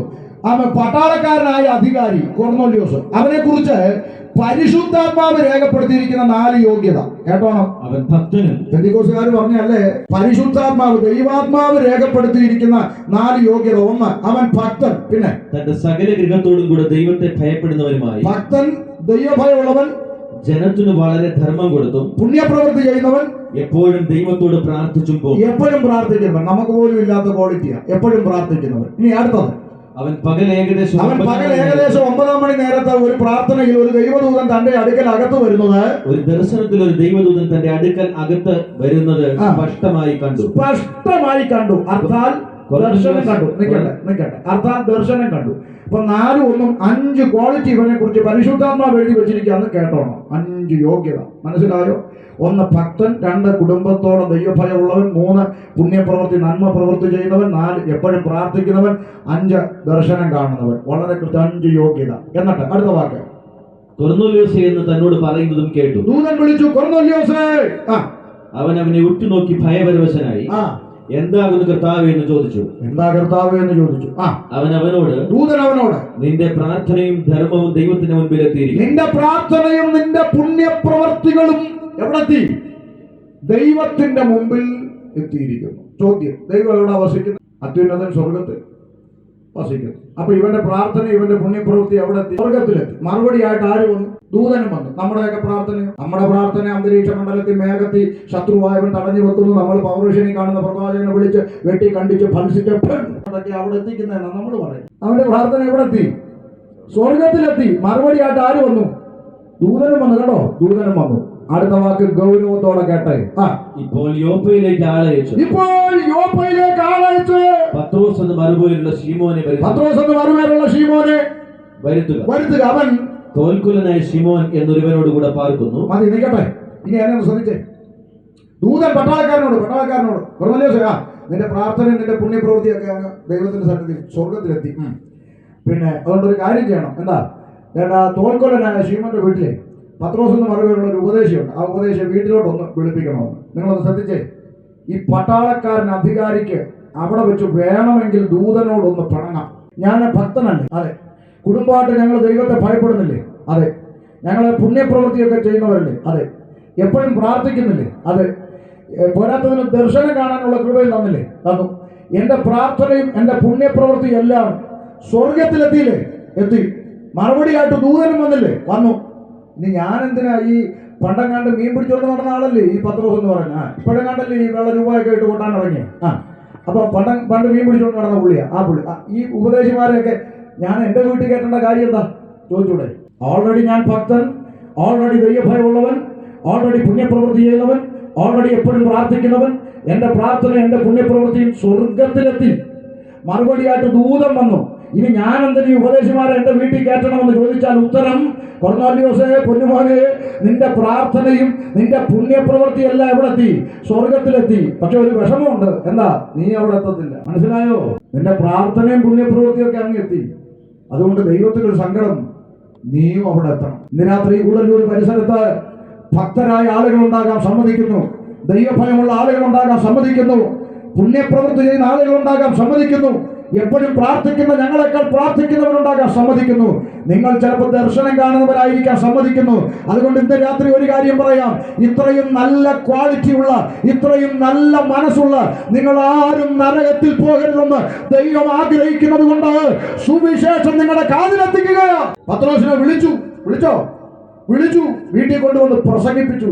എന്താ സംഭവിച്ചത്? 44 വാക്യം 44. പത്രോസ് ഈ വാക്കുകളെ പത്രോസ് പ്രസ്താവിക്കുമ്പോൾ വചനം കേട്ട എല്ലാവരുടെ മേലും പരിശുദ്ധാത്മാവ് വന്നു. നിങ്ങളൊന്ന് പറഞ്ഞു, എന്ത് വന്നു? പരിശുദ്ധാത്മാവ് വന്നു. അപ്പൊ ഒരു ചോദ്യം, ഈ 5 ക്വാളിറ്റി ഇവൻ ഉള്ളപ്പോഴും എന്തില്ല? പരിശുദ്ധാത്മാവ് ഇല്ലായിരുന്നു. ഭക്തനായിരിക്കാനും, ദൈവഭയത്തോടെ ജീവിക്കാനും, പുണ്യപ്രവൃത്തി ചെയ്യാനും, എപ്പോഴും പ്രാർത്ഥിക്കാനും, ദർശനം കാണാനും ഒന്നും എന്തില്ലേലും നടക്കും. അതാദ്യം ബോധ്യപ്പെട്ടാൽ മതി. അതുകൊണ്ട് എന്നെ കേൾക്കുന്ന പ്രിയപ്പെട്ടവർ മനസ്സിലാക്കണം, ഞാൻ ആശിച്ച വീട് എനിക്കുണ്ട്, ഞാൻ ആശിച്ച വണ്ടി എനിക്കുണ്ട്, എൻ്റെ കുഞ്ഞുങ്ങൾ നല്ല നിലയിലായിട്ടുണ്ട്, എനിക്ക് നല്ല വീടുണ്ട്. ഇതൊക്കെ കിട്ടിയത് കൊണ്ട് യേശു നിന്റെ കൂടെ ഉണ്ടാകണമെന്ന് അർത്ഥമില്ല. ഇനിയും ബൈബിളിൽ ഒരു തെളിവ് നിങ്ങൾക്ക് തരാം, എടുക്കണ്ട, പറഞ്ഞു വിടാം. ആമേൻ. നാഥ, രാത്രി മുഴുവൻ അധ്വാനിച്ചു, ഒന്നും കിട്ടിയില്ലെന്ന് പറഞ്ഞൊരു മനുഷ്യനാണ് പത്രോസ്. ആമേൻ. കർത്താവ് പറഞ്ഞു, ആഴത്തിലേക്ക് നീക്കി മീൻപിടുത്തത്തിന് വല ഇറക്കാൻ പറഞ്ഞു. ആഴത്തിലേക്ക് നീക്കി മീൻപിടുത്തത്തിന് വല ഇറക്കിയപ്പോൾ ഒരു ചെറിയ നത്തോലി പോലും ഇല്ലാത്ത പടകിൽ നെമ്മേഞ്ചൂര കിടന്ന് പടക്കിയ പടക് നിറഞ്ഞു. അടുത്തുള്ള ആളുകളെ കൂടെ വിളിച്ചു. എല്ലാവരും വന്ന് മുങ്ങുമാറാകുവോളം വേണ്ടുവോളം നിറച്ചുന്ന അല്ലേ? അങ്ങനല്ലേ? നിറച്ചു. ഉടനെ പത്രോസ് ഇത് കണ്ടിട്ട് യേശുവിന്റെ കാൽക്കൽ വീണത് ഒറ്റ വാക്ക്. എന്താണ് ഓർമ്മയുള്ളവർ പറഞ്ഞേ? കർത്താവേ, ഞാൻ പാപിയായ മനുഷ്യനാകൊണ്ട് എന്നെ വിട്ട് പോകണമെന്ന്. ഇപ്പൊ പത്രോസ് ആരാ? പാപിയായ മനുഷ്യൻ. പാപിയായി ഇരിക്കുമ്പോ തന്നെ സാമ്പത്തിക സ്ഥിതി മാറിയില്ലേ? ചാകര കിട്ടിയില്ലേ? മനസ്സിലായോ? അതുകൊണ്ട് ഭൗതിക സ്ഥിതിക്ക് മാറ്റം വന്നതുകൊണ്ട് നീ നിത്യതയ്ക്ക് ഓഹരിക്കാരനാകുമെന്ന് പ്രതീക്ഷിക്കരുത്. ഇന്ന് നിന്റെ കയ്യിൽ ഇരിക്കുന്നതും നേടിയതും സമ്പാദിച്ചതും എല്ലാം പാട്ടുകാരവിടെ പാടിയതുപോലെ ഒരു നിമിഷം ഇവിടെ ഇട്ടേച്ച് ഇതൊന്നും കൊണ്ടുപോകാൻ പറ്റാത്തൊരിടത്തേക്ക് നീ യാത്ര പോകേണ്ടെന്നൊരു നിമിഷം അടുത്തു വരുന്നുണ്ട്. ഇവിടുന്ന് ഒരു മൊട്ടുസൂചി പോലും കൊണ്ടുപോകാൻ പറ്റാത്ത ഒരു നിത്യതയിലേക്ക് പ്രവേശിക്കുന്നുണ്ട്. അതിന്റെ ഉത്തരമാണ് ഇന്ന് രാത്രി പന്തലിൽ നിന്ന് കണ്ടെത്തി പോകേണ്ടത്. അപ്പൊ മനസ്സിലായി, ആദിയിൽ ദൈവം ആകാശവും ഭൂമി സൃഷ്ടിച്ചു. ദൈവം ശക്തനായവൻ, സൃഷ്ടാവ്. അപ്പോൾ ഒരു കാര്യം മനസ്സിലായി, ഈ അണ്ടകടാകത്തെ മുഴുവൻ സൃഷ്ടിച്ചതിന്റെ പിന്നിൽ ചലിക്കുന്ന ഒരു കരവുണ്ട്, ഒരു ദൈവം. വീണ്ടും ഞാൻ വായിച്ചു, ചരാചരങ്ങൾ, ഇഴജാതി, മൃഗജാതി, കന്നുകാലി, നാൽക്കാലി, പറവജാതി എന്നിങ്ങനെ അടുക്കടുക്കായി പ്രപഞ്ചത്തിൽ സൃഷ്ടിപ്പ് നടത്തുന്ന സൃഷ്ടാവിനെ കണ്ടു. മനോഹരം. വീണ്ടും വായിച്ചു, അനന്തരം യഹോവയായ ദൈവം നാം നമ്മുടെ സാദൃശ്യത്തിലും നമ്മുടെ സ്വരൂപത്തിലും മനുഷ്യനെ നിർമ്മിക്കുക. അവൻ ഒരു മനുഷ്യനെ സൃഷ്ടിക്കാൻ തീരുമാനിക്കുന്ന ദൈവത്തിന്റെ പദ്ധതി കണ്ടു. വീണ്ടും വായിച്ചപ്പോൾ ഒരു മനുഷ്യൻ ഉണ്ടാകട്ടെ എന്ന് പറയാമായിരുന്നു. കന്നുകാലി ഉണ്ടാകട്ടെ, ഇടജാതി ഉണ്ടാകട്ടെ, പറവജാതി പറക്കട്ടെ, മത്സ്യങ്ങൾ പെരുകട്ടെ എന്ന് പറഞ്ഞത് പോലെ ഒരു മനുഷ്യൻ ഉണ്ടാകട്ടെ എന്ന് പറയാമായിരുന്നു. പറഞ്ഞില്ല. മനുഷ്യനെ സൃഷ്ടിച്ചപ്പോൾ ഒരു പ്രത്യേകത എന്താ? ദൈവം തമ്പുരാൻ ദൈവത്തിന്റെ കരങ്ങൾ കൊണ്ട് നിലത്തെ പൊടി കൊണ്ട് മനുഷ്യരൂപം നിർമ്മിച്ചു. അനക്കമില്ല, അനക്കം വെച്ചു. എപ്പോൾ? അവന്റെ മൂക്കിലേക്ക് ജീവശ്വാസം ഊതി മനുഷ്യൻ ജീവനുള്ളവനായി തീർന്നു. അപ്പൊ ഒരു പ്രത്യേകത എനിക്ക് മനസ്സിലായി. ഈ ചരാചരങ്ങൾക്ക്, ഇടജാതിക്ക്, കന്നുകാലിക്ക്, പറവജാതിക്ക് ഒന്നും കിട്ടാത്ത ഒരു ലോട്ടറി, ഒരു ബോണസ് ദൈവത്തിന്റെ കരങ്ങൾ കൊണ്ട് മെനഞ്ഞെടുത്ത എനിക്കും നിങ്ങൾക്കും കിട്ടി. ദൈവം ഊതിയ ജീവശ്വാസത്താൽ നമുക്ക് ലഭിച്ചൊരു ബോണസ്. വിലപ്പെട്ട ആത്മാവുള്ളവനായി ദൈവം മനുഷ്യനെ. മനോഹരം. മൃഗങ്ങൾക്ക് ആ പദവി. അതുകൊണ്ടാണ് നമ്മുടെ നാട്ടിൽ ആരും നമ്മളെ വന്ന് വിളിക്കാറില്ല. എടി രമണി, വീട്ടിലെ പട്ടി അങ്ങ് ചത്തുപോയി, അടുത്ത ആഴ്ച 16 അടിയന്തരമായി ഇഡലി തിന്നാൻ വരണമെന്ന് കാർഡടിച്ചുകൊണ്ട് വിളിക്കാറുണ്ടോ? ഇല്ല. ക്രിസ്ത്യാനികൾ വിളിക്കാറുണ്ടോ? മറിയാമേ, വീട്ടിലെ പശു ഒക്കെ ചത്തുപോയി, അടുത്ത ആഴ്ച പാട്ട് കുർബാനയെ പള്ളിയിൽ നിന്ന് അച്ഛനൊക്കെ വരും, നിങ്ങളും വരണമെന്ന് വിളിക്കാറുണ്ടോ? ഇല്ല. മുസ്ലിങ്ങൾ വിളിക്കാറുണ്ടോ? ഞങ്ങളുടെ എരുമ അങ്ങ് മയ്യത്തായി, 11-ാം കത്തത്തിന് ചെമ്പ് പൊട്ടിക്കും, ബിരിയാണി അടിക്കാൻ വരണമെന്ന് വിളിക്കാറില്ല. മൃഗങ്ങൾ ചത്താൽ എടുത്ത് കുഴിച്ചിട്ട് വിഷയം തീരും. മനുഷ്യൻ മരിച്ചാലോ? പറ പ്രിയപ്പെട്ടവരെ, മനുഷ്യൻ മരിച്ചാൽ ശേഷക്രിയ, മോക്ഷക്രിയ, അടിയന്തര പാട്ട് കുർബാന, കത്തം, ചടങ്ങുകളെല്ലാം ശേഷിക്കുക. എന്താ കാര്യം? ജീവിച്ചിരിക്കുന്ന മനുഷ്യന്റെ തലയ്ക്ക് ബോധമുണ്ടും മരിച്ചവനൊരു ആത്മാവുണ്ടെന്നും അതിന് മോക്ഷം ലഭിക്കണമെന്നുള്ള ചിന്തയാണ് ഈ ശേഷക്രിയകളെല്ലാം ഇവിടെ ചെയ്തു കൂട്ടാനുള്ള കാരണം. അപ്പൊ മനുഷ്യന് വിലപ്പെട്ട ആത്മാവുണ്ട്. മനോഹരം. വീണ്ടും വായിച്ചു, മനുഷ്യൻ ഏകനായിരിക്കുന്നത് നല്ലതല്ല, അവന് തക്കതായ തുണയുണ്ടാക്കി കൊടുക്കുമെന്ന് പറഞ്ഞുകൊണ്ട് ചരിത്രത്തിൽ ആദ്യമായി വിവാഹം എന്ന് പറയുന്ന പവിത്രമായ ഒരു ബന്ധം സ്ഥാപിച്ചു ദൈവം. ആദ്യത്തെ കല്യാണം, ചെറുക്കന്റെ പേര് ആദം, പെണ്ണിന്റെ പേര് ഔവ. കല്യാണം നടന്ന ആഡിറ്റോറിയം ഏദൻ. കല്യാണം നടത്തിയ ഉപദേശി യഹോവയായ ദൈവം. അത്രയും പറഞ്ഞ സ്ഥിതിക്ക് കല്യാണം എങ്ങനെ നടന്നെന്നും കൂടെ ഉപദേശി പറയാം. ആദം എന്ന് പറയുന്ന ചെറുക്കൻ ഏദൻ തോട്ടത്തിൽ നിന്ന് ഒരു കാട്ടുമരത്തിന്റെ വള്ളി ഡിങ്കനെ പോലെ പറന്നു പോയി പൊട്ടിച്ച് ഔവയുടെ കഴുത്തേലോട്ടിട്ട് മുറുക്കി. ഇത് കണ്ട് ദൈവം അപ്പുറത്തോട്ട് മാറി കൂവനൊക്കെ കൂവി ആ ചെറുക്കൻ അങ്ങ് മുറുക്കി. അങ്ങനാണോ ബൈബിളിൽ? പറ. അങ്ങനൊന്നും മുറുക്കിയില്ല. അതാ ഈ പെന്തിക്കോസുകാർ മുറുക്കാത്ത. ഇനി ചോദിച്ചേക്കരുത്. ചിലർ ചോദിക്കും, കർത്തചരട് പോലും ഇല്ലയോടി? ഇല്ല, ഇല്ലാത്തോണ്ടാ. അങ്ങനൊന്നും മുറുക്കിയില്ല പ്രിയപ്പെട്ടവര്, അങ്ങനൊന്നും മുറുക്കിയില്ല കേട്ടോ. ഇപ്പൊ നിങ്ങളൊരു ചിന്ത വരും, പിന്നെ ആരാ ഉപദേശി ഈ മുറുക്കൊക്കെ കണ്ടുപിടിച്ച്? അത് ഇരുകാലി മനുഷ്യൻ കണ്ടുപിടിച്ച് അടങ്ങാറാ. അതെന്തിനാ? അവന് തോന്നുമ്പോ ഇത് പൊട്ടിച്ച അടുത്ത മുറുക്കാൻ. ദൈവം സ്ഥാപിച്ച വിവാഹം ഒരു ഉടമ്പടിയിലൂടെ. ഉടമ്പടിക്ക് വാല്യൂ ഉണ്ടോ? ഉണ്ട്. അങ്ങനെങ്കിൽ ഉലകത്തെ സൃഷ്ടിച്ച ദൈവം സൃഷ്ടാവ് സാക്ഷിയായി മനുഷ്യൻ ആണ് പെണ്ണിനോട് ഉടമ്പടി. ഇത് എന്റെ അസ്ഥിയിൽ നിന്നുള്ള അസ്ഥി, എന്റെ മാംസത്തിൽ നിന്നുള്ള മാംസം, ദൈവം സാക്ഷി. ആ ഉടമ്പടിക്കകത്ത് ഒളിച്ചിരിക്കുന്ന ഒരു കുടുക്കുണ്ട്, ഒരു കുടുക്ക്. ആ കുടുക്ക് എന്താണെന്നറിയാമോ? അസ്ഥി മാംസം. അസ്ഥിക്ക് മാംസം കൂടാതെയോ മാംസത്തിന് അസ്ഥി കൂടാതെയോ ജീവിക്കാൻ കഴിയില്ലെന്ന സത്യം. കസേര ഇരിക്കുന്ന നിങ്ങൾക്കും പ്രസംഗിക്കുന്ന എനിക്കും അസ്ഥിയും മാംസമുണ്ട്. ഇവിടെ പ്രസംഗിച്ചുകൊണ്ട് നിൽക്കുന്ന എനിക്ക് അസ്ഥിയുണ്ട്, മാംസം ഇല്ലെങ്കിൽ പിള്ളേർ എന്നെ എടുത്ത് ലാബിൽ കൊണ്ട് തൂക്കിയിടും പഠിക്കാൻ.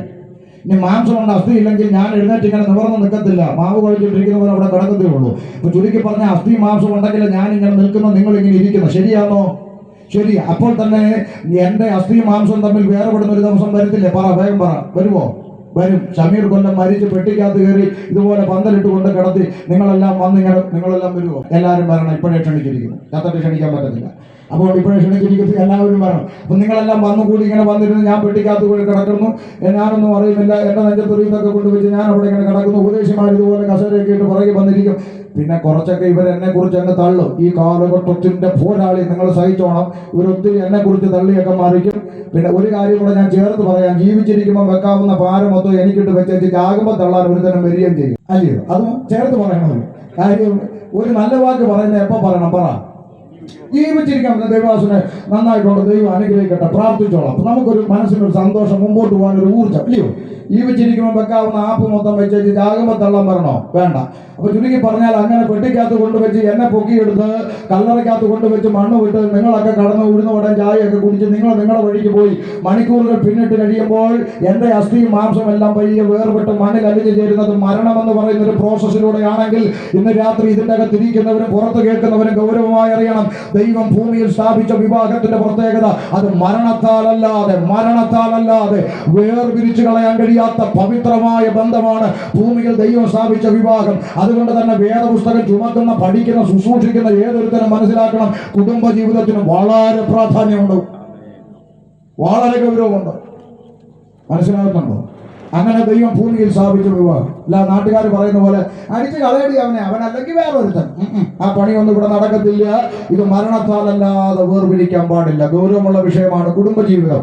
അങ്ങനെ വന്നപ്പോൾ ഈ മനുഷ്യന്റെ ബുദ്ധിക്കകത്ത് ഒരു ചിന്ത, ചാകുന്നവരെ ഇതിനെയൊക്കെ ചുമക്കണമല്ലോ എന്ന് ഓർത്തപ്പോൾ എവന്റെ തലയ്ക്കകത്ത് ഒരു ബൾബ് കത്തി. അതാണ് മൂർക്ക്. ഉടമ്പടിയിലൂടെ ആണെങ്കിൽ ചാകുന്നവരെ ഇതിനെയൊക്കെ ചുമക്കേണ്ടി വരും. അപ്പൊ ഇവന്റെ തലയ്ക്കകത്ത് ഒരു ബുദ്ധി ഉദിച്ചു മുറുക്ക. അതാകുമ്പോൾ ദേഷ്യം വരുമ്പോൾ വലിച്ചു പൊട്ടിച്ചിട്ട് എനിക്ക് നിന്നെ വേണ്ടാടി എന്ന് പറഞ്ഞാൽ ഇവൻ ഈസി ആയിട്ട് അടുത്ത മുറുക്ക. അതുകൊണ്ട് മനുഷ്യൻ തുണി മാറുന്ന പോലെ അവൻ ഓടി നടന്ന് മുറുക്കാൻ വേണ്ടി അവൻ കണ്ടുപിടിച്ചടങ്ങേറാണ് മുറുക്ക്.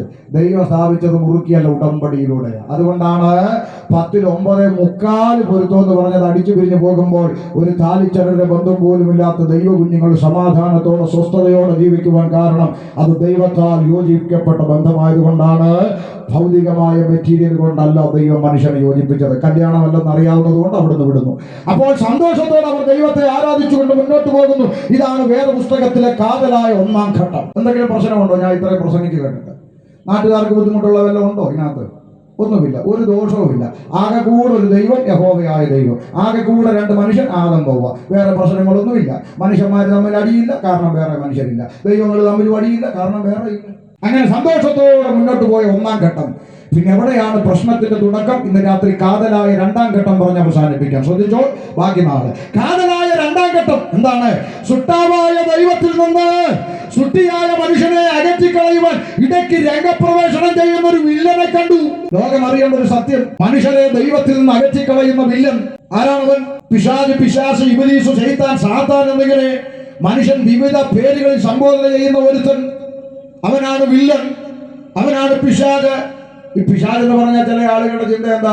ഈ മരിച്ചു കഴിഞ്ഞിട്ട് വെള്ള സാരിയും വെള്ള ബ്ലൗസ് കൊടുത്ത് ചട്ടി പുകയും പുകച്ച് പാട്ടും പാടി കണക്കുകാരെ വന്നിങ്ങനെ എത്തി നോക്കുന്നതാണ് പിശാച് എന്ന ചിലരുടെ ചിന്ത. തെറ്റിദ്ധാരണ മാറ്റണം. മരിച്ച ആരുടെ ആത്മാക്കൾ ആർക്കും ഒരു ദോഷം വരുത്താൻ വരികയില്ല. 9 പേര് ചത്ത വീടാണെങ്കിലും ഞങ്ങൾ അവിടെ താമസിക്കും, വേണേ പ്രാർത്ഥന നടത്തി കാണിച്ചു തരാം, ഒരു ചൂക്കും സംഭവിക്കത്തില്ല. അപ്പൊ മരിച്ച ആരുടെ ആത്മാക്കള് ആർക്കും ഒരു ദോഷം വരുത്താൻ വരികയില്ല. അപ്പൊ പിന്നെ മരിച്ചവർ എങ്ങോട്ടാ ഉപദേശിച്ച് പോകുന്നതെന്ന് അത് ഇന്ന് പറയാൻ നേരമില്ല, നാളെ പറയാം. ബൈബിളിൽ നിന്ന് വായിച്ച് കേൾപ്പിക്കാം എങ്ങോട്ടാ പോകുന്നതെന്ന് നാളെ. ഇന്ന് അവിടെ നിൽക്കട്ടെ. അപ്പൊ മരിച്ച ആരുടെ ആത്മാക്കള് ഇങ്ങനെ സാരി ബ്ലൗസ്, എനിക്കതല്ല അത്ഭുതം. ചുവന്ന ചുരിദാറിട്ടുകൊണ്ട് തൂങ്ങിച്ചത്ത പെണ്ണ ചത്ത് കഴിഞ്ഞപ്പോൾ വെള്ള സാരിയും വെള്ളം. ദൈവം എന്നാ തുണി കച്ചവടം നടത്തുവാണ്, വരുന്നവർക്കെല്ലാം വെള്ളം കൊടുത്തു. ഒന്ന് ആലോചിച്ച് നോക്കി, മിനിമം ബോധം വേണ്ടേ? ഇനി അതും പോരാനിട്ട് ഈ ചത്തട്ട് തിരിച്ചു വരുന്ന യക്ഷികളെല്ലാം പെണ്ണുങ്ങളാണ്. അതിന് ആണുങ്ങളെ വിടാത്ത ഇവന്മാർ ചാകുന്നില്ല. എത്ര എണ്ണം തൂങ്ങിച്ചാകുന്നു, ട്രെയിനടി വിടുന്നു, ആക്സിഡന്റ് ഉണ്ടാക്കി എത്ര എണ്ണം ചാകുന്നു. ഇതിനൊന്നും വിടും. വെറുതെ യക്ഷികളെല്ലാം പെണ്ണുങ്ങളാണ്. നിങ്ങൾ പ്രതിഷേധിക്കണം. ഒരു കാര്യം ഞാൻ നിങ്ങളോട് പറയാം, ഇതൊക്കെ ഈ സീരിയലുകാരുണ്ടാക്കി വെച്ച് ഇടങ്ങേറ. സീരിയൽ എന്തല്ല ഇടങ്ങേറ. ഒരു കാര്യം പറയാം, ഞങ്ങളുടെ നാട്ടിലാണ് കൊല്ലത്ത് നീണ്ടകര തീരദേശം എന്ന് പറയും. തീരദേശത്ത് സുവിശേഷം അറിയിക്കാൻ ഞങ്ങൾ പോകുമ്പോൾ വള്ളപ്പണിക്ക് പോകുന്ന ഒരു അച്ചായൻ, ക്രിസ്ത്യാനി അച്ചായൻ അവിടെ വള്ളത്തെ ചാരി ഇങ്ങനെ നിൽക്കുക. ലുങ്കി കൊടുത്തിട്ടുണ്ട്, ഉടുപ്പിട്ടിട്ടില്ല, വായിൽ പാക്കോ എന്തോ മുറുക്കാൻ എന്തോ ഉണ്ട്, ഇങ്ങനെ ചവച്ച് നിൽക്കുക. അപ്പൊ നമ്മൾ അങ്ങോട്ട് ചെന്ന് അച്ചായ എന്നാ ഉണ്ട്? ഓ ഇങ്ങനെയൊക്കെ അങ്ങ് പോകുന്ന ഉപദേശി. പണിക്ക് പോയില്ലോ, കടലിൽ പോയില്ലോ? ഓ പോയിട്ട് കാര്യമൊന്നുമില്ല ഉപദേശി. എന്നാ ഓ പഴയ പോലൊന്നും മീൻ ഇങ്ങോട്ട് കയറാൻ വലിയ താല്പര്യമൊന്നും ഇല്ല. അതുകൊണ്ട് നിങ്ങൾ ഉപദേശിമാരൊക്കെ ഒന്ന് പ്രാർത്ഥിക്കുക. ഞങ്ങൾ പ്രാർത്ഥിക്കാം അച്ഛാ, നിങ്ങൾക്ക് വേണ്ടി പ്രാർത്ഥിച്ചില്ല. കർത്താവ് നിങ്ങളുടെ കൂടെ അല്ലേ സഞ്ചരിച്ചു കിടക്കുക, നിങ്ങൾ കർത്താവിന്റെ വേണ്ടപ്പെട്ട ആളല്ലേ, നിങ്ങൾക്ക് വേണ്ടി പ്രാർത്ഥിക്കാന്ന് പറഞ്ഞു. വലിയ സന്തോഷം, പ്രാർത്ഥിക്കണം. അപ്പോഴാ ഞാൻ ശ്രദ്ധിച്ച ഉടുപ്പില്ലല്ലോ. അപ്പോഴാ ശ്രദ്ധിച്ചത് ഈ പുള്ളിയുടെ നെഞ്ചത്ത് വലിയൊരു കുരിശ് തൂക്കിയിട്ടിരിക്കുക, വലിയൊരു കുരിശ് നെഞ്ചത്ത്. അപ്പൊ ഞാൻ കൗതുകത്തിന് ചോദിച്ചു, ഇതെന്നാ അച്ഛാ ഇത്രയും വലിയ കുരിശ് നെഞ്ചത്തിട്ടേക്കുന്നത്? പുള്ളി ഉടനെ പറയാം, അത് ശരി, നിങ്ങൾ ഉപദേശിമാർക്ക് ഒന്നും അറിയില്ലേ? അതെന്നാ കുരിശ് കണ്ട പിശാച് എടുക്കത്തില്ല. അപ്പൊ ഞാൻ ചോദിച്ചു, അച്ഛാ ഞാൻ ഈ ബൈബിൾ ഞാൻ തുടക്കം മുതൽ ഒടുക്കം വരെ വായിച്ച മനുഷ്യനാ, ഞാൻ കണ്ടിട്ടില്ലല്ലോ അങ്ങനെ ഒരു വാക്യം. അത് ഏത് പുസ്തകത്തിലാച്ചാന്ന് ചോദിച്ചു. പുള്ളി ബൈബിളിലല്ല ഉപദേശി, പിന്നെ സീരിയലിലാണ്. സീരിയലില് പിശാച് വെള്ള സാരിയും ബ്ലൗസ് കൊടുത്ത് പുകയും പുകച്ച് പാട്ടും പാടി വരുമ്പോൾ ഞങ്ങളുടെ അച്ഛൻ കുരിശെടുത്ത് കാണിക്കുന്നു, കുരിശിന്ന് പ്രകാശം ഇങ്ങനെ അടിക്കുന്നു. അപ്പൊ പിശാച് അലറിക്കൊണ്ട് ഓടുന്നു. ഇത് കണ്ടപ്പോ ഈ മനുഷ്യന്റെ ഉള്ളിലൊരു ചിന്ത, കുരിശ് കണ്ട പിശാച് അടുക്കത്തില്ലെന്ന് മനസ്സിൽ കുറ്റം പറയാനൊക്കത്തില്ല. ഇത് കണ്ട് വിശ്വസിച്ചിരിക്കുക. ഞാൻ ചോദിച്ചു, അച്ഛൻ അങ്ങനെയാണെങ്കിൽ കേരളത്തിൽ ഏറ്റവും കൂടുതൽ കുരിശുള്ള ഒരു സ്ഥലം എനിക്കറിയാം, അച്ഛൻ അറിയാവുന്ന ചോദിച്ചു. അതേതാ ഉദ്ദേശി? സെമിത്തേരി. ആറുള്ളിന്റെ കുരിശ്, ഗ്രാനൈറ്റിന്റെ കുരിശ്, തടിയുടെ കുരിശ്, സിമന്റിന്റെ കുരിശ്, എല്ലാ കുരിശുള്ള സ്ഥലമാണ് സെമിത്തേരി. അങ്ങനെയാണ് പിശാചിന്റെ പൊടി പോലും ഇല്ലാത്ത സ്ഥലം ഏതായിരിക്കണം? സെമിത്തേരി. ദൈവത്തിന്റെ പ്രകാശം ഇങ്ങനെ അടിച്ചുകൊണ്ടിരിക്കുന്ന സ്ഥലം ഏതായിരിക്കണം? സെമിത്തേരി. അങ്ങനെയാണ് പ്രകാശമുള്ളിടത്തിൽ നല്ലയോ പ്രാർത്ഥിക്കേണ്ടത്. പോയാലോ 10 മണി കഴിഞ്ഞാൽ രക്തം ചെയ്യാൻ പറഞ്ഞ അതുവഴി ഇത്രയും കുരിശുണ്ടായിട്ട്. അപ്പോഴാണ് ഇവിടെ പലരും ഇത്തിപ്പോന്ന് ഇട്ടുകൊണ്ട് നടക്കുന്ന പിശാച്. പലരുടെ അറിവില്ലായ്മയാണ് ഞാൻ ഈ പറഞ്ഞത്, മനസ്സിലാകുന്നുണ്ട്? അറിയത്തില്ല. ഇപ്പൊ ഈ അറിവില്ലായ്മ ഒരു കുറ്റമൊന്നുമല്ല. എല്ലാവരും എല്ലാം പഠിച്ചു തികഞ്ഞൊന്നും വന്നവരല്ലല്ലോ. അപ്പൊ ഈ അറിവില്ലായ്മ നമ്മൾ ഈ പറഞ്ഞു കൊടുക്കുമ്പോഴെങ്കിലും മനസ്സിലാകണ്ടേ. ഇത് പറയുന്നതിന് മുമ്പേ നല്ല നിൽക്കുക, പിന്നെ അങ്ങനെ പറയും. അപ്പൊ ചുരുക്കി പറഞ്ഞാൽ ഈ പിശാചെന്ന് പറയുന്നത് ഇങ്ങനെ ഏതെങ്കിലും ഒരു രൂപഭാവത്തിൽ പല്ലിളിച്ച് കണ്ണും തള്ളി കൊമ്പും വെച്ച് വരുന്നതൊന്നുമല്ല. വേദപുസ്തകം വളരെ കൃത്യമായി രേഖപ്പെടുത്തുന്ന ചില പദങ്ങൾ ശ്രദ്ധിക്കണം. ഒരാത്മാവ് അവനെ പിടിച്ചിട്ട്, ദുരാത്മാവ് അവനെ തള്ളിയിട്ടു, അശുദ്ധാത്മാവെ ഇവനെ വിട്ടു പോകാം തുടങ്ങിയ പ്രയോഗങ്ങളാണ് ഈ ഇരുട്ടിന്റെ ആത്മാവിനെ കുറിച്ച് പുസ്തകം പറയുന്നത്. അർത്ഥാൽ ഇവനൊരു ആത്മാവാണ്. ഏതാത്മാവ്? ഈവിൾ സ്പിരിറ്റ് എന്ന് പറഞ്ഞാൽ ഇരുട്ടിന്റെ ആത്മാവ്. മനസ്സിലാകുന്നുണ്ടോ? അവനാണ് പിശാച്. ഈ ഇരുട്ടിന്റെ ആത്മാവ് ഇവനാണ് മനുഷ്യനെ സകല തിന്മയിലേക്കും വലിച്ചുകൊണ്ട് പോകുന്നത്. 2026 കമ്പ്യൂട്ടർ യുഗത്തിൽ നിന്നുകൊണ്ടാണ് ഉപദേശി പറയുന്നത് പിശാച് ഉണ്ടെന്നൊക്കെ. ചില പിള്ളേർക്ക് ചിരി വരും. ചിരിക്കേണ്ട മക്കളെ, 10 മാസം വയറ്റിൽ ചുമന്ന് നൊന്ത് പ്രസവിച്ച പെറ്റ തള്ള കളിക്കാൻ മൊബൈൽ കൊടുത്തില്ല പോലും 14 വയസ്സുകാരൻ പെറ്റ തള്ളയുടെ കഴുത്തങ്ങ് അറുത്തു മാറ്റി.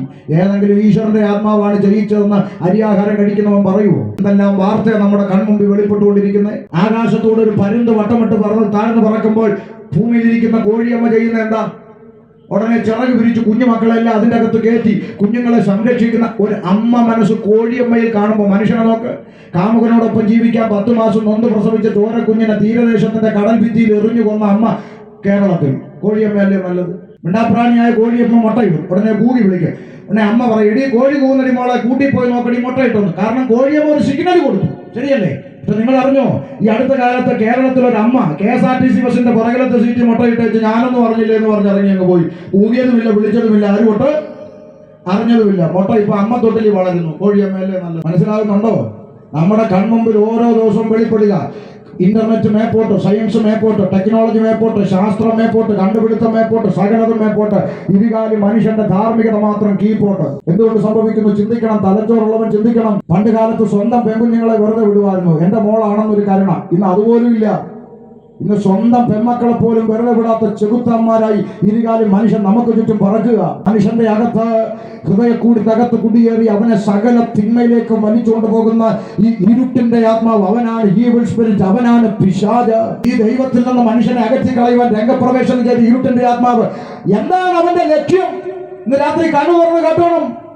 എന്താ ഈ പിശാചിന്റെ ലക്ഷ്യം? നീ കള്ളടിച്ചോ, കഞ്ചാവ് അടിച്ചോ, പണം ഉണ്ടാക്കിക്കോ, MDMA വിറ്റോ, നീ ഇവിടെ ആഡംബര ഫ്ലാറ്റ് മേടിച്ചോ, വീട് മേടിച്ചോ, കാറ് മേടിച്ചോ, അടിച്ചു പൊളിച്ചോ, ഒന്നിനും അവന് പണക്കമില്ല. അവൻ ഒറ്റ കാര്യത്തിൽ എതിർപ്പുള്ളൂ. നീ ദൈവത്തിന് കൊള്ളാവുന്നവനായി ജീവിക്കരുത്. നീ ദൈവത്തിന് വേണ്ടി ജീവിക്കരുത്. നീ ദൈവത്തിന് കൊള്ളാവുന്നവനായി ജീവിക്കരുത്. ആ ഒറ്റ കാര്യത്തിലേ അവൻ എതിർപ്പുള്ളൂ. നിങ്ങളുടെ സഹോദരിമാരെ, നിങ്ങൾ രാത്രി കിടന്നുറങ്ങുക. ഒരു 12 മണിയായപ്പോൾ നിങ്ങളുടെ ദൈവദാസൻ വന്ന് ഒരു അത്യാവശ്യത്തിന് കോളിംഗ് ബെൽ അടിച്ചൊന്ന് വെക്കുക. ഉറങ്ങിക്കിടന്ന് നിങ്ങൾ എന്ത് ചെയ്യും? ഉണരുമ്പോൾ നിങ്ങൾ ചോദിക്കും, ആരാ? ഞാൻ ആ പാസ്റ്ററാ, ഒരു അത്യാവശ്യത്തിന് വന്നാന്ന് പറയും. അപ്പോൾ ഉറങ്ങിക്കിടന്ന് നിങ്ങൾ ബെല്ലടിച്ചപ്പോൾ എന്ത് ചെയ്തു? ഉണന്നതിൻ്റെ ലക്ഷണം എന്താ? ഓ പാസ്റ്റർ ജി എന്ന് പറഞ്ഞ് കട്ടിലിൽ നിന്ന് ജമ്പ് ചെയ്ത് ഫ്രണ്ട് കോളി വന്ന് കഥ ഉറക്കുമോ? പറയങ്ങോട്ട് ഇല്ല. ഉണന്നപ്പം ആദ്യം നോക്കും വസ്ത്രമൊക്കെ നേരെയാണോ, ശരിയാണോ?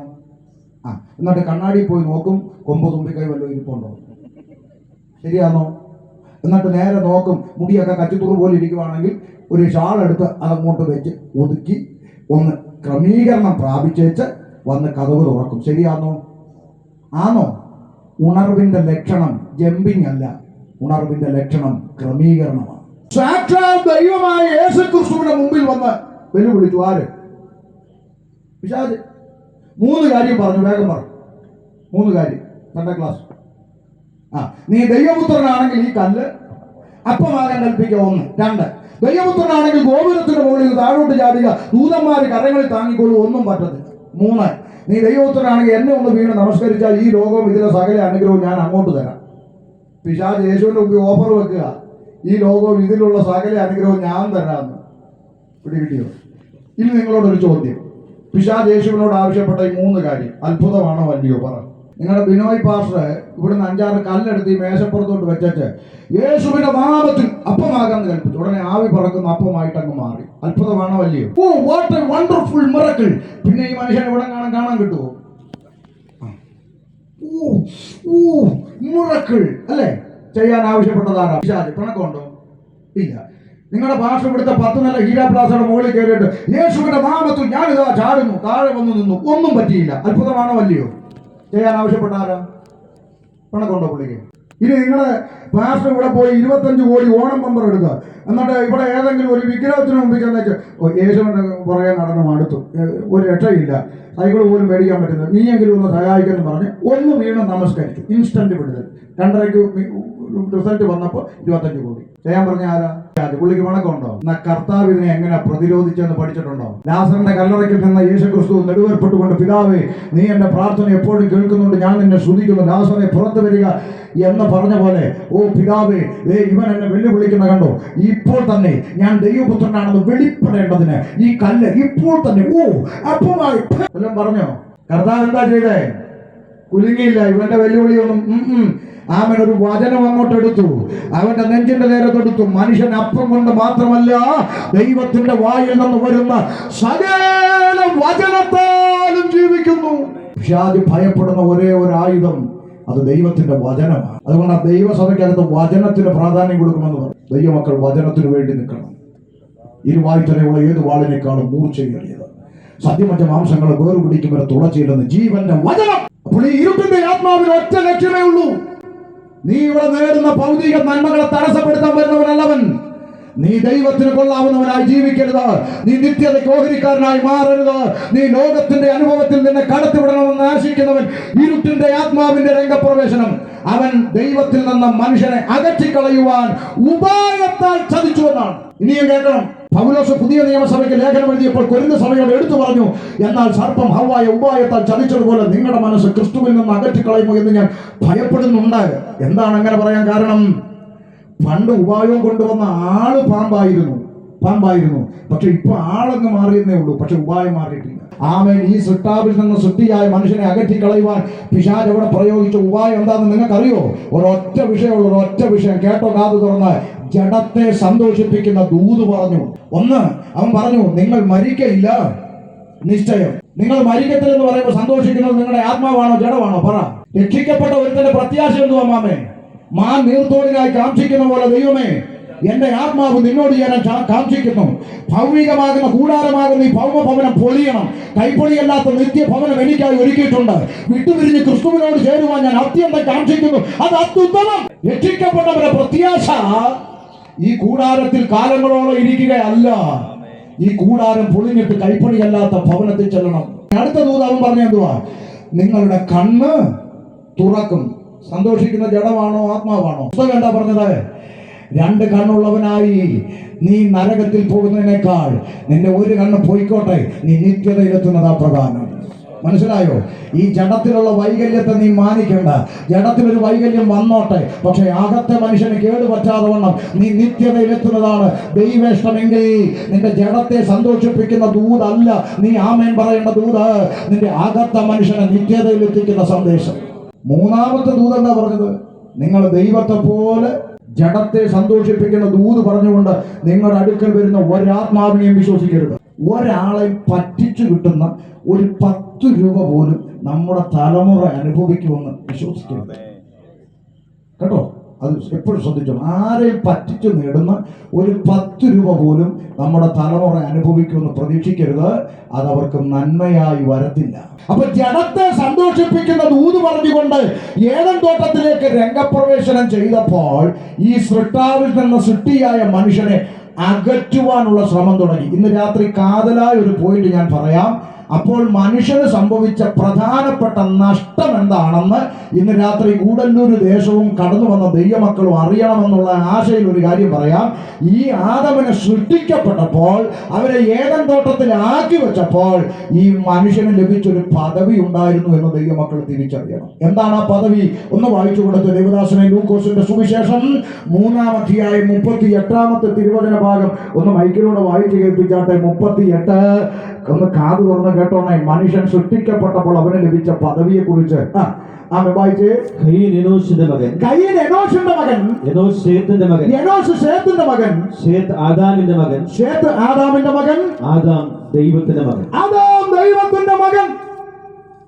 മനുഷ്യൻ സൃഷ്ടിക്കപ്പെട്ടപ്പോൾ അവന് ലഭിച്ച പദവി പുത്രത്വം എന്ന പദവി, ദൈവത്തോടൊപ്പം വസിക്കാനുള്ള പദവി, ദൈവത്തിന്റെ കാലൊച്ച കേൾക്കാനുള്ള പദവി, ദൈവത്തോടൊപ്പം സമ്പർക്കം പുലർത്താനുള്ള പദവി, ദൈവത്തോടൊപ്പം പറുദീസയിൽ വസിക്കാനുള്ള പദവി. അവൻ ദൈവത്തോടൊപ്പം പറുദീസയിലായിരുന്നു. അങ്ങനെ ആരാ പറഞ്ഞ്? ഉൽപ്പത്തി 3:22 വായിച്ച ദേവദാസനെ. ഉൽപ്പത്തി 3:22 ഇപ്പൊ തെളിയിക്കാം. 3:22. ആമേൻ. യഹോവയായ ദൈവം മനുഷ്യൻ നന്മതിന്മകളെ അറിവാൻ തക്കവണ്ണം നമ്മിൽ ഒരുത്തനെ പോലെ ആയിത്തീർന്നിരിക്കുന്നു. ഇപ്പോൾ അവൻ കൈ നീട്ടി ജീവവൃക്ഷത്തിന്റെ ഫലം കൂടെ പറിച്ചു തിന്ന് എന്നേക്കും ജീവിപ്പാൻ സംഗതി വരരുത് എന്ന് കൽപ്പിച്ചു. എന്നിട്ട് അവൻ എടുത്തിരുന്ന നിലത്ത് കൃഷി ചെയ്യേണ്ടതിന് യഹോവയായ ദൈവം അവനെ ഏദൻ തോട്ടത്തിന് പുറത്താക്കി. അപ്പൊ എടുത്തിരുന്ന നിലം വേറെ, ഏദൻ തോട്ടം വേറെ. ഏദൻ തോട്ടത്തിൽ നിന്ന് എടുത്തിരുന്ന നിലത്തേക്ക് പുറത്താക്കിയെന്നാ വായിച്ചത്. അപ്പൊ ഈ തോട്ടത്തിന്റെ അകത്താ ഏത് നിൽക്കുന്നത്? ജീവവൃക്ഷത്തിന്റെ ഫലം നിൽക്കുന്നത്. അത് തിന്നാതിരിക്കാൻ ഇവനെ തോട്ടത്തിൽ നിന്ന് എടുത്തിരുന്ന നിലത്തേക്ക് പുറത്താക്കി. അപ്പൊ ജീവവൃക്ഷത്തിന്റെ ഫലം എവിടാ നിൽക്കുന്നതെന്ന് വെളിപ്പാട് 2:7 എന്ന് വായിച്ച്. വെളിപ്പാട് 2:7. ആത്മാവ് സഭകളോട് പറയുന്നത് എന്തെന്ന് ചെവിയുള്ളവൻ കേൾക്കട്ടെ. അത് ഞാനും പകയ്ക്കുന്നു. ആത്മാവ് സഭകളോട് പറയുന്നത് എന്തെന്ന് ചെവിയുള്ളവൻ കേൾക്കട്ടെ. ജയിക്കുന്നവന് ഞാൻ ദൈവത്തിന്റെ പറുദീസയിൽ ഉള്ള ജീവവൃക്ഷത്തിന്റെ ഫലം തിന്മാൻ കൊടുക്കും. അപ്പൊ ജീവവൃക്ഷം എവിടാ നിൽക്കുന്നേ? ദൈവത്തിന്റെ പറുദീസയിൽ. ഇവൻ എവിടെ ആയിരുന്നു? ജീവവൃക്ഷം ഉള്ളടത്ത്, അഥവാ ദൈവത്തോടൊപ്പം പറുദീസയിൽ വസിക്കാൻ സൃഷ്ടിക്കപ്പെട്ട പുത്രത്വം എന്ന പദവി ലഭിച്ച മനുഷ്യന് പാപം അകത്തു ചെന്നപ്പോൾ സംഭവിച്ച ഏറ്റവും വലിയ നഷ്ടം കാറ് നഷ്ടപ്പെട്ടതല്ല, വീട് നഷ്ടപ്പെട്ടതല്ല, ബിസിനസ് തകരുന്നതല്ല, ജോലി നഷ്ടപ്പെടുന്നതല്ല. ഇതൊന്നുമല്ല മനുഷ്യ നിന്റെ നഷ്ടം. അവൻ പുത്രത്വം നഷ്ടപ്പെട്ടു. ദൈവത്തോടൊപ്പം വസിക്കാനുള്ള പദവി നഷ്ടപ്പെട്ടു. പറുദീസ നഷ്ടപ്പെട്ടു, പുറത്താക്കപ്പെട്ടു. ഇന്ന് രാത്രി ശ്രദ്ധിച്ചു കേട്ടോ. ഈ 70-80 വയസ്സത്തെ ആയുസ്സിന് വേണ്ടി ഈ ഭൂമിയിൽ എന്നെയും നിങ്ങളെയും ദൈവം ആക്കി വെച്ചത് എന്തിനാന്ന് അറിയണ്ടേ? എന്തിനാ മാമേ? നിത്യതയിലോട്ട് ചെന്നു. സുസമ്മ 80 വയസ്സ് വരെ ജീവിച്ചില്ലയോ? എങ്ങനെ ഉണ്ടായിരുന്നു 80 വയസ്സ് വരെ? 4 ചാക്ക് അരിയുടെ ചോറ്, 2 ചാക്ക് ചിക്കൻ, 3 ചാക്ക് മട്ടൻ, 4 ചാക്ക് പച്ചക്കറി, ഇത്രയും തീർത്ത് കർത്താവേ. അതിനാണോ നിന്നെ ഭൂമിയിലാക്കി വെച്ചേ? അല്ല കേട്ടോ. പിന്നെന്താ? അങ്ങ് ഏദൻ പറുദീസയിൽ വെച്ച് നഷ്ടപ്പെട്ടു പോയ പുത്രത്വം അത് തിരിച്ചു പിടിച്ചിട്ട് വീണ്ടും ആ പറുദീസയിൽ തിരികെ ചെന്ന് ആ ജീവവൃക്ഷത്തിന്റെ ഫലം തിന്മാൻ കൊടുക്കുമെന്ന് പറഞ്ഞ ആ അനുഭവത്തിലേക്ക് നീ തിരിച്ചെത്താൻ ഈ ഭൂമിയിൽ നിനക്ക് തന്ന 70-80 വയസ്സായുസ് എന്തിനെന്നറിയാമോ? ആ ഏദനിൽ വെച്ച് നഷ്ടപ്പെട്ടു പോയ പുത്രത്വം തിരിച്ചു പിടിക്കാൻ ദൈവം എനിക്കും നിങ്ങൾക്കും തന്നിരിക്കുന്ന അവസരമാണ് സ്നേഹിത ഈ ഭൂമിയിലെ ജീവിതം. മറക്കരുത്. ഒരു ജന്മല്ലേ ഉള്ളളിയ, അത് അടിച്ച് പൊളിച്ച് അങ്ങോട്ട് ജീവിക്കുക. ചുമ്മാ പ്രാർത്ഥന, പിന്നെ വേറെ പണിയില്ല. അല്ല കേട്ടോ. ഈ 70-80 വയസ്സ് വരെ ഈ ഭൂമിയിലാക്കി വെച്ചത് ഇവിടെ ഒരു ജന്മയുള്ള അടിച്ചു പൊളിച്ചങ്ങ് കളയാനല്ല. ഏദനിൽ വെച്ച് നഷ്ടപ്പെട്ടു പോയ ആ പുത്രത്വം തിരികെ പ്രാപിച്ചുകൊണ്ട് പുറത്താക്കപ്പെട്ട പറുദീസയിലേക്ക് നീ തിരികെ ചെല്ലേ. അയ്യോ പാസ്റ്ററേ, ആ പുത്രത്വം പ്രാപിക്കാൻ ഞാൻ എന്ത് ചെയ്യണം? അതിന് എത്ര രൂപ ചെലവ് വരും? ഇന്ന് രാത്രി ഗൂഡല്ലൂർ ദേശത്തോട് പറയാം, ഒരു നാണയത്തുട്ട് കൊടുക്കേണ്ട, 1 കിലോമീറ്റർ നടക്കേണ്ട, ഒരു മെഴുകുതിരി കത്തിക്കേണ്ട. പിന്നെന്ത് വേണം? യേശുവിനെ കൈക്കൊണ്ട് അവന്റെ നാമത്തിൽ വിശ്വസിക്കുന്ന ഏവർക്കും ദൈവ മക്കളാകുവാൻ ദൈവം അധികാരം കൊടുത്തിരിക്കുന്നു. അതുകൊണ്ട് ഇന്ന് രാത്രി ഏകമാർഗം കർത്താവായ യേശു ക്രിസ്തുവിൽ വിശ്വസിക്കൂ. മറ്റൊരുത്തനിലും രക്ഷയില്ല. നാം രക്ഷ പ്രാപിപ്പാൻ ആകാശത്തിന്റെ കീഴിൽ മനുഷ്യരുടെ ഇടയിൽ നൽകപ്പെട്ട ഏകനാമം കർത്താവായ യേശു ക്രിസ്തു. അതുകൊണ്ട് വേറെ പുസ്തകം പറയുന്നു, മറ്റൊരുത്തനിലും രക്ഷയില്ല. ഒരു വരി എന്റെ വക, മറ്റൊരുത്തനിലും അതെന്റെ വക. അതുകൊണ്ട് ശ്രദ്ധിച്ചു, മനുഷ്യന് നഷ്ടപ്പെട്ട യഥാർത്ഥ നഷ്ടം എന്താണെന്ന് മനുഷ്യനായി പിറന്ന സകലരും ചെവി തുറന്ന് കേട്ടോ. നിന്റെ ബിസിനസ് തകർച്ചയല്ല, നിന്റെ വീട് നഷ്ടപ്പെട്ടതല്ല, ജോലി നഷ്ടപ്പെട്ടതല്ല, പ്രവാസ ജീവിതം നഷ്ടപ്പെട്ടതല്ല. മനുഷ്യന് സംഭവിച്ച ഏറ്റവും വലിയ നഷ്ടം പുത്രത്വം നഷ്ടപ്പെട്ട് പറുദീസയിൽ നിന്ന് പുറത്താക്കപ്പെട്ട് അവൻ നരകത്തിന്റെ പടുകുഴിക്ക് ഓഹരിക്കാരനായി മാറിയവനെ ആ പുത്രത്വം തിരികെ നൽകി നരകത്തിന്റെ പടുകുഴിയിൽ നിന്ന് രക്ഷിച്ചെടുത്ത് ജീവന്റെ പുസ്തകത്തിൽ അവന്റെ പേരെഴുതി ചേർത്ത് ആ ജീവവൃക്ഷത്തിന്റെ ഫലം അവന് തിന്മാൻ കൊടുത്ത് അവനെ മരണമില്ലാത്തവനായി എന്നേക്കും ദൈവത്തോടൊപ്പം വസിപ്പിക്കുക എന്നുള്ളതാണ് ഇന്ന് രാത്രി ദൈവിക പദ്ധതി. അതാ തിരിച്ചറിയേണ്ടത്. അല്ലാതെ ഈ ഭൂമിയിൽ ഇന്ന് നീ നേടിയതെല്ലാം ചിലപ്പോൾ ഒരൊറ്റ രാത്രി കൊണ്ട് നഷ്ടപ്പെടാമെന്ന് മറക്കരുത്. ഒരൊറ്റ ക്യാൻസർ മതി കുഞ്ഞെ, ഒരൊറ്റ ക്യാൻസർ മതി. ഇന്ന് നീ ഓടിയതും സമ്പാദിച്ചതും എഴുതി മേടിച്ചതും സമ്പാദിച്ചു വെച്ചതും എല്ലാം ഒറ്റ മാസം കൊണ്ട് RCCയിൽ ചെലവഴിച്ചു തീരും. മറന്നു പോകരുത്. അതിനൊക്കെ അപ്പുറത്തതായി ഇന്ന് രാത്രി ഒരു ചോദ്യം ഈ ദേശത്തോട് ചോദിച്ചുകൊണ്ട് നാളത്തേക്ക് വെക്കാം. അവൻ ഇന്ന് രാത്രി ഈ പന്തലിൽ ഇരിക്കുന്ന ഇരിപ്പി, നിൽക്കുന്ന നിപ്പി, കിടക്കുന്ന കിടപ്പി, പോകുന്ന വഴിക്ക് രാത്രി കിടക്കുമ്പോൾ നിന്റെ പ്രാണനെ ദൈവം ചോദിച്ചാൽ നിന്റെ ആത്മാവിന്റെ നിത്യത എവിടെ ചെലവഴിക്കുമെന്ന ചോദ്യത്തിന്റെ ഉത്തരം കണ്ടെത്തി വേണം ഇന്ന് രാത്രി കിടക്കമേൽ കിടന്നുറങ്ങുക. മനസ്സിലാക്കിക്കോണം. പിശാചിന്റെ രംഗപ്രവേശനം മനുഷ്യനെ ദൈവത്തിൽ നിന്ന് അകറ്റുക എന്ന ഏക ലക്ഷ്യം അന്നും ഇന്നും എന്നും. ചെയ്യരുത് എന്ന് പറഞ്ഞ കൽപ്പനയെ ലംഘിച്ചുകൊണ്ട് മനുഷ്യന്റെ അകത്തേക്ക് പാപമെന്ന ഇരുട്ട് പ്രവേശിച്ചു. വേദപുസ്തകം പറഞ്ഞു, ഏകനാൽ പാപവും പാപത്താൽ മരണവും ലോകത്തിൽ പ്രവേശിച്ചു. രണ്ട് കാര്യം പറഞ്ഞു നിർത്താം. ഏകനാൽ പാപവും പാപത്താൽ മരണവും ലോകത്തിൽ പ്രവേശിച്ചു. ആദാമ്യ പാപനിമിത്തം സകല മനുഷ്യരും പാപികളായി. അതുകൊണ്ടാണ് ഞങ്ങൾ ഉപദേശിമാരും മുക്കിന് നിന്ന് കവലകളിൽ നിന്നുകൊണ്ട് നാണമില്ലാതെ വിളിച്ചു പറയുന്നത് മനുഷ്യന് പാപമോചനമാണ് ആവശ്യം. മനുഷ്യൻ പാപികൾ. പിള്ളേരൊക്കെ ഇരുന്ന് ചിരിക്കും. ഇവന്മാർക്കൊന്നും നേരം വെളുത്തിട്ടില്ല. മനുഷ്യർ കുടിലിൽ നിന്ന് കൊട്ടാരത്തിലെത്തി, ആകാശമാർഗം പറക്കാൻ തുടങ്ങി, ചൊവ്വായിലും വേടത്തിലും വീട് വെക്കാൻ പറ്റുമോ എന്നുള്ള കണ്ടുപിടുത്തം നടക്കുന്നു. UK ഇരിക്കുന്ന മലയാളി ചന്ദ്രനി 30 ഏക്കർ വസ്തു മേടിച്ചു. സുനിത വില്യംസ് ബഹിരാകാശത്ത് താമസിച്ചിട്ട് തിരിച്ചു വന്നു. വേണ്ട കൽക്കരിയുടെ ട്രെയിൻ മാറി വന്ദേ ഭാരത് ഓടി തുടങ്ങി. എന്നിട്ട് യുവമാർക്ക് ഇതുവരെ നേരം വെളുത്തിട്ടില്ല. ഇപ്പോഴും യുവമാർ പറഞ്ഞുകൊണ്ട് കിടക്കുക മനുഷ്യൻ ആരാ? പാപിയാന്ന്. പിള്ളേർക്ക് ചിരി വരും. ചിരിക്കല്ലാടെ മക്കളെ. ഇന്ന് രാത്രി ഒരു ചോദ്യം തിരികെ ചോദിക്കാം. മനുഷ്യൻ കുടിലിൽ നിന്ന് കൊട്ടാരത്തിലെത്തി, സമ്മതിച്ചടാവേ. മനുഷ്യൻ ആകാശത്തൂടെ പറക്കുന്നു, സമ്മതിച്ചു. മനുഷ്യൻ ചൊവ്വയിലും വ്യാഴത്തിലും വീട് വെക്കട്ടെ, നല്ല കാര്യം. UK ഇരിക്കുന്ന മലയാളി ചന്ദ്രനെ 30 ഏക്കർ വസ്തു മേടിച്ചു, സമ്മതിച്ചു. കൽക്കരിയുടെ ട്രെയിൻ മാറി വന്ദേ ഭാരത് ആയത് ഉപദേശിച്ച് സമ്മതിച്ചടാവേ. പക്ഷെ ഒറ്റ ചോദ്യം തിരിച്ച് ചോദിക്കാം. കൽക്കരി ആയിക്കോട്ടെ, വന്ദേ ഭാരത് ആയിക്കോട്ടെ, രണ്ടിന്റെയും പേര് ട്രെയിൻ എന്നാ. ആണോ? ട്രെയിൻ എന്നാ. ഈ ട്രെയിനിന്റെ അകത്ത് ടോയ്ലറ്റ് എന്ന് പറഞ്ഞൊരു സംഗതി ഉള്ളത് അറിയാമോ? അറിയാം. ഈ ടോയ്ലറ്റിന്റെ അകത്ത് 50 രൂപയുടെ ഒരു സ്റ്റീൽ കപ്പ് ഇരിപ്പുണ്ട്. അത് ഇപ്പോഴും ചങ്ങലക്കിട്ടാ വെച്ചേക്കുന്നത്. അതെന്താ മാറാത്ത? ഇല്ലേ? കണ്ടുപിടുത്തം മാറി, ഇന്റർനെറ്റ് മാറി, സയൻസ് മാറി, ടെക്നോളജി മാറി, ശാസ്ത്രം മാറി, എല്ലാം മാറിയിട്ടും ട്രെയിനിന്റെ ടോയ്ലറ്റിന്റെ അകത്തിരിക്കുന്ന 50 രൂപയുടെ സ്റ്റീൽ കപ്പ് ഇപ്പോഴും ചങ്ങലക്കിട്ടാ വെച്ചേക്കുന്നത്. അതെന്താ മാറാത്തെന്ന് ചോദിച്ചാൽ ഉത്തരം സിമ്പിൾ. തരം കിട്ടിയാൽ കക്കൂസെന്ന് കപ്പടിച്ചോണ്ട് പോകുന്ന മനുഷ്യൻ മാറിയിട്ടില്ല. ശരിയാണോ? നാളെ രാവിലെ ഗൂഡല്ലൂർ SBIയിലോ ഫെഡറൽ ബാങ്കിലോ ഒന്ന് ചെല്ലച്ച 5 രൂപ വിലയുള്ള ലെക്സി പേന നൂല് കൊണ്ട് പോസ്റ്റെ കെട്ടിയിട്ടേക്കും. ബാങ്കിന്റെ പേന ഓടിപ്പോകുമോ? മാന്യന്മാർ വരുന്ന സ്ഥലം ബാങ്ക്. ഒന്നുകിൽ പണം ഇടാൻ, അല്ലെങ്കിൽ ഇടുക. മാന്യന്മാർ വരുന്ന സ്ഥലത്ത് 5 രൂപയുടെ പേന നൂല് കൊണ്ട് കെട്ടിയിട്ടേക്കുന്നത് എന്തിനാന്ന് ചോദിച്ചാൽ ഉത്തരം സിമ്പിൾ. തരം കിട്ടിയാൽ 5 രൂപയുടെ പേന അടിച്ചുകൊണ്ട് പോകുന്നവൻ ഗൂഡല്ലൂർ കൊണ്ട്. അതുകൊണ്ടാണ് കെട്ടിയിട്ടേക്കുന്നത്.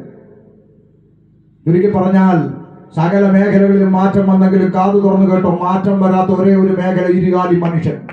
ഈ മനുഷ്യൻ എന്ന് പറയുന്ന ഇരുകാലി എപ്പോൾ എന്ത് പ്രവർത്തിക്കുമെന്ന് ആർക്കും പ്രഡിക്റ്റ് ചെയ്യാൻ കഴിയാത്ത ജീവിയാണ്.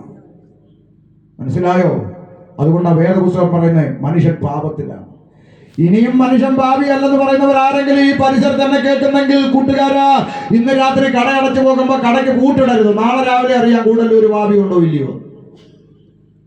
കടയ്ക്ക് പൂട്ടിട്ട് ആ പൂട്ട് പിടിച്ച് ഒന്ന് കുലുക്കി, പിന്നെ ഒന്നുകൂടെ കുലുക്കി, പിന്നെ ഒന്നുകൂടെ കുലുക്കി വെച്ചാൽ വീട്ടിൽ പോകുന്നത്. എന്നിട്ട് ഉറക്കമില്ലാതെ വന്നപ്പോൾ CCTV വെച്ചാൽ ഇപ്പൊ സമാധാനത്തോടെ ഉറങ്ങുന്നത്. കാട്ടിൽ നിന്ന് പുലി ഇറങ്ങി വന്ന് മിച്ചത് തിന്നോന്ന് പേടിച്ചല്ലോ. അപ്പുറത്ത് കിടക്കുന്ന ഇരുകാലി മനുഷ്യനെ പേടിച്ചിട്ട്. മനുഷ്യനെ ഭയപ്പെട്ട് ജീവിക്കുക. മനുഷ്യൻ എപ്പോൾ എന്ത് പ്രവർത്തിക്കുമെന്ന് ആർക്കും പ്രഡിക്റ്റ് ചെയ്യാൻ കഴിയാത്തവൻ. പണ്ട് കാലത്ത് നമ്മുടെ കുഞ്ഞുങ്ങളെ അയലത്തെ വീട്ടിൽ ഏൽപ്പിച്ചിട്ട് മാർക്കറ്റിൽ പോയ അമ്മമാരാണ് എൻ്റെ മുമ്പിൽ ഇരിക്കുന്നത്. എടീ സുമതി, കൊച്ചു ഇവിടെ ഇരിക്കട്ടെ, ഞാൻ മാർക്കറ്റ് വരെ പോയിച്ച് ദാ വരുന്നടി എന്ന് പറഞ്ഞൊരു കാലം. എന്നാൽ ഇന്ന് ജനിപ്പിച്ച അപ്പൻ്റെ അടുക്ക പെൺകുഞ്ഞിനെ ഒറ്റയ്ക്ക് നിർത്തിവെച്ച് മാർക്കറ്റ് വരെ പോയിട്ട് വരാൻ ധൈര്യമില്ലാത്ത അമ്മമാരുടെ നാടാണ് നമ്മുടെ നാട്. എന്ന് പറഞ്ഞാൽ ഈ ഇരുകാലി മനുഷ്യൻ എന്ന് പറയുന്ന ചെകുത്താൻ എപ്പോൾ എന്ത് പ്രവർത്തിക്കുമെന്ന് ആർക്കും പ്രഡിക്റ്റ് ചെയ്യാൻ കഴിയാത്തവണ്ണം പാപം അവന്റെ ഹൃദയത്തിന്റെ അകത്ത് പ്രവേശിച്ചിരിക്കുന്നു. അതുകൊണ്ട് വേദപുസ്തകം പറഞ്ഞു, ഏകനാൽ പാപവും പാപത്താൽ മരണം ലോകത്തിൽ പ്രവേശിച്ച് പാപം മനുഷ്യന്റെ അകത്ത് പ്രവേശിച്ചു. അപ്പോൾ മനുഷ്യന് സംഭവിച്ച അടുത്ത ദുരന്തം, അവൻ സൃഷ്ടാവിൽ നിന്ന് അകന്നുപോയി സൃഷ്ടിക്ക് മഹത്വം കൊടുത്തു. പാപത്തിന്റെ പടുകുഴിയിലേക്ക് വീണുപോയ മനുഷ്യൻ തിന്മയിൽ നിന്ന് തിന്മയിലേക്ക് കടന്നുപോയ മനുഷ്യൻ ഒരു മോക്ഷത്തിന് വേണ്ടി കൊതിച്ചു. ഇന്ന് രാത്രി ഇങ്ങനെ പറഞ്ഞു നിർത്താം, ബാക്കി നാളെ തുടരും. മോക്ഷത്തിന് വേണ്ടി കൊതിച്ച മനുഷ്യൻ നേർച്ച കാഴ്ചകൾ, തീർത്ഥയാത്രകൾ, പുണ്യകർമ്മക്രിയാദികളെല്ലാം നടത്തി നോക്കി. മോക്ഷത്തിനായുള്ള നിലവിളികൾ ഉയർന്നു, പ്രാർത്ഥനാ സൂക്തങ്ങൾ ഉയർന്നു, പുരാണങ്ങളിൽ അത് കുറിക്കപ്പെട്ടു. അസതോമാം സദ്ഗമയ, തമസോമാം ജ്യോതിർഗമയ, മൃത്യോമാം അമൃതംഗമയ. എന്താ അർത്ഥം? സത്തിൽ നിന്ന് സത്തിലേക്ക് നയിക്കോ ഭഗവനെന്നും, ഇരുട്ടിൽ നിന്ന് വെളിച്ചത്തിലേക്ക് നയിച്ചാലും ഭഗവനെന്നും, മരണത്തിൽ നിന്ന് ജീവനിലേക്ക് നയിച്ചാലും എന്നും പ്രാർത്ഥനാ സൂത്രം കുറിക്കപ്പെട്ടു. ഇവിടെ അടുത്ത മുസ്ലിം സഹോദരങ്ങളുണ്ടെങ്കിൽ നിങ്ങൾ അവരോട് ചോദിക്കണം, ഖുർആന് സമീപമായി അവർ സ്നേഹിക്കുന്ന മറ്റൊന്നുണ്ട്, സ്വഹീഹായ ഹദീസുകൾ. എന്ന് പറഞ്ഞാൽ എന്താ? പ്രവാചക ദിനചര്യകൾ എന്ന അർത്ഥം വരുന്ന ഹദീസുകളിൽ ഇമാം മുസ്ലിം രേഖപ്പെടുത്തിയിരിക്കുന്നത് ഇങ്ങനെയാ: ദിവസേന 100 പ്രാവശ്യമെങ്കിലും ഞാൻ പശ്ചാത്തപിച്ചു റബ്ബിങ്കലേക്ക് മടങ്ങുന്നു എന്നാണ് തൗബയെ കുറിച്ചുള്ള ഹദീസുകളിൽ ഇമാം മുസ്ലിം രേഖപ്പെടുത്തിയിരിക്കുന്നത്. പൗലോസ്ലീഹയോട് ചോദിച്ചാൽ അവൻ പറയും, അയ്യോ ഞാൻ അരിഷ്ട മനുഷ്യൻ, പാപത്തിനടിമയായ ശരീരത്തിൽ നിന്ന് എന്നെ ആർ വിടുവിക്കും? സകല വേദങ്ങളും ഒന്നിച്ചൊരുപോലെ പറഞ്ഞു, സകല മനുഷ്യനും പാപത്തിലാണ്. പാപത്തിന്റെ വടുകുടിയിൽ നിന്ന് മോക്ഷം തേടി അവൻ ഈശ്വരന്മാരോട് നിലവിളിച്ചു കിട്ടിയില്ല. നേർച്ച കാഴ്ചകൾ, തീർത്ഥയാത്രകൾ, പുണ്യകർമ്മക്രിയാദികൾ എല്ലാം നടത്തി നോക്കി കിട്ടിയില്ല. എന്തിനധികം പറയുന്നു? മോക്ഷം തേടി, ഈശ്വര കടാക്ഷം തേടി ഈ പത്തനംതിട്ട ഇലന്തൂരിൽ ഒരു പച്ച മനുഷ്യനെ വെട്ടിനുറുക്കി നരബലി നടത്തി നോക്കി. കിട്ടിയോ മോക്ഷം? കിട്ടിയോ? ഇല്ല. അകത്ത് കിടന്ന് ചപ്പാത്തി ഉരുട്ടുക. അങ്ങനെങ്കിൽ ആവുന്ന പണി 58 ചെയ്ത് മനുഷ്യൻ മോക്ഷത്തിനായി നിലവിളിച്ചപ്പോൾ ഇന്ന് രാത്രി കൂടല്ലൂര് സകല മനുഷ്യന്റെയും നിലവിളിക്ക് മറുപടിയായി ഇന്നേക്ക് 2026 വർഷങ്ങൾക്കപ്പുറം സാക്ഷാൽ ദൈവം വേഷത്തിൽ മനുഷ്യനായി ലോകത്തിലേക്ക് ഇറങ്ങി വന്ന് പാലസ്തീന്റെ പച്ചമണ്ണിൽ കാലമർത്തിച്ചവിട്ട് നിന്നുകൊണ്ട് ലോകത്തോട് വിളംബരം ചെയ്തൊരു സന്ദേശം, അതെ ഞാൻ ലോകത്തിന്റെ വെളിച്ചമാകുന്നു, എന്നിൽ വസിക്കുന്നവരാരും ഇരുളിൽ സഞ്ചരിക്കുകയില്ല. ഇന്ന് രാത്രി ഈ കൂടല്ലൂർ ദേശത്തോട് പറയാം, ഞാൻ ലോകത്തിന്റെ വെളിച്ചമാണെന്ന് അവകാശത്തോടെ, അധികാരത്തോടെ ലോകത്തോട് പ്രസ്താവിച്ച, ലോകം കണ്ട ഒരേ ഒരു പ്രസംഗകൻ, ലോകം കണ്ട ഒരേ ഒരു പ്രവാചകൻ, ലോകം കണ്ട ഒരേ ഒരു മഹാഗുരു, ലോകം കണ്ട ഒരേ ഒരു ദൈവം, അവനാണ് ഇന്ന് രാത്രിയിൽ ഷമീർ അബ്ദുൽ സലാം പ്രസംഗിക്കുന്ന നസ്രത്തുകാരനായ യേശു ക്രിസ്തു. അങ്ങനെങ്കിൽ ഒരിക്കൽ കൂടി ഞങ്ങൾ ആവർത്തിച്ച് വിളംബരം ചെയ്യുന്നു, മറ്റൊരുത്തനും രക്ഷയില്ല. നാം രക്ഷ പ്രാപിപ്പാൻ ആകാശത്തിന്റെ കീഴിൽ മനുഷ്യരുടെ ഇടയിൽ യേശുക്രിസ്തു എന്ന ഏക നാമമല്ലാതെ പോരാ, ഏക സത്യ സുവിശേഷമല്ലാതെ പോരാ, ഏക സത്യ നിത്യ ദൈവമല്ലാതെ മറ്റൊരു രക്ഷാ മാർഗം ഈ കൃതിയിൽ ഇല്ലവേ ഇല്ല. അതാണ് സുവിശേഷം. നമുക്കൊരുമിച്ച് എഴുന്നേൽക്കാം. ഇന്ന് രാത്രി സുവിശേഷത്തിന്റെ മുമ്പിൽ ഒരു നിമിഷം ഏൽപ്പിച്ചു കൊടുത്താൽ ഇരിക്കുന്ന ഇരിപ്പിൽ, നിൽക്കുന്ന ഇരിപ്പിൽ, കിടക്കുന്ന കിടപ്പാട്, ഒരു നാണയത്തൊട്ട് കൊടുക്കേണ്ട, 1 കിലോമീറ്റർ നടക്കേണ്ട, ഒരു മെഴുകുതിരി കത്തിക്കേണ്ട. ഇന്ന് രാത്രി ഹൃദയത്തിന്റെ വാതിൽ തുറന്ന യേശുവേ, ലോകത്തിന്റെ വെളിച്ചമാകുന്ന അങ്ങ് എന്റെ ഹൃദയത്തിലേക്ക് കടന്നു വന്നു എന്റെ ഹൃദയക്കൂടിനകത്ത് കുടിയിരിക്കുന്ന പാപമെന്ന ഇരുട്ടിനെ പടിയടച്ച് പുറത്താക്കിക്കൊണ്ട് വെളിച്ചത്തിന്റെ മണ്ഡലത്തിലേക്ക് എന്നെ നയിക്കുവാൻ ഇന്ന് രാത്രി അങ്ങ് എന്റെ ഹൃദയത്തിലേക്ക് കടന്നു വരണമേ എന്ന് ഇരിക്കുന്ന ഇരിപ്പി, നിൽക്കുന്ന നിപ്പി, കിടക്കുന്ന കിടപ്പാടത്തിൽ നിന്ന് ആരാറ്റി പറയുന്നു. നിങ്ങളുടെ ഹൃദയത്തിലേക്ക് കടന്നു വരുവാൻ യേശു എന്ന മതിയായ ദൈവമാണ്. ചോദ്യം, ഒരുപക്ഷെ അങ്ങനെ വന്നില്ലെങ്കിൽ ഇപ്പൊ എന്താ? ഈ പെന്തിക്കോസും ബുദ്ധിക്കോസും ഒന്നും ഞങ്ങൾക്ക് വേണ്ടെങ്കിലോ, ഞങ്ങൾ ഇവിടെ ജീവിച്ചു മരിച്ചാലും ഞങ്ങളുടെ ആത്മാവിനെ നിത്യത കയറ്റിവിടാൻ വേണ്ടപ്പെട്ട കർമ്മങ്ങളുമായി വേണ്ടപ്പെട്ടവർ ഇവിടെ ഉണ്ടല്ലോ എന്നാണ് ചിന്തിക്കുന്നതെങ്കിൽ, സ്നേഹിത, ആമേൻ, മരിച്ചു കഴിഞ്ഞിട്ട് ചെയ്യുന്ന എന്തെങ്കിലും ഒരു പ്രക്രിയയ്ക്ക് ആത്മാവിന് മോക്ഷം ലഭിക്കാൻ കഴിയുമോ ഇല്ലയോ എന്നുള്ളത് ഉൾപ്പെടെ, ഇതിൽ വന്നില്ലെങ്കിൽ എന്താ, വിശ്വസിച്ചില്ലെങ്കിൽ എന്താ എന്നുള്ളതെല്ലാം കർത്താവ് അനുവദിച്ചാൽ നാളെ വൈകിട്ട് തുടർ പ്രസംഗം ഉണ്ടായിരിക്കും. പ്രാർത്ഥനയോടെ കടന്നു വരാൻ ഒരുമിച്ച് ചേർന്ന് പാടി നമ്മുടെ കർത്താവിനെ മഹത്വപ്പെടുത്തി ആനന്ദത്തോടെ നമുക്ക് കടന്നു പോകാൻ. ചേർന്ന് പാടി കരങ്ങളടിച്ച് ആനന്ദത്തോടെ ഒന്നിച്ച് ശക്തിയോടെ ഹല്ലേലൂയ.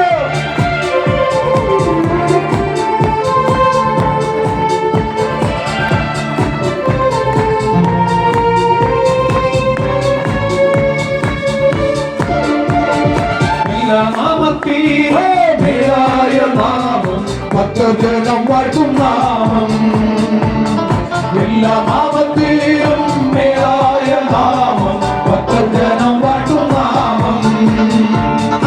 എല്ലാ മുഴങ്കാലും മടങ്ങിലും തിരുമുൻപിൽ വല്ലഭത്വമുള്ള നാമം, എല്ലാ മുഴങ്കാലും മടങ്ങിലും തിരുമുൻപിൽ വല്ലഭത്വമുള്ള നാമം.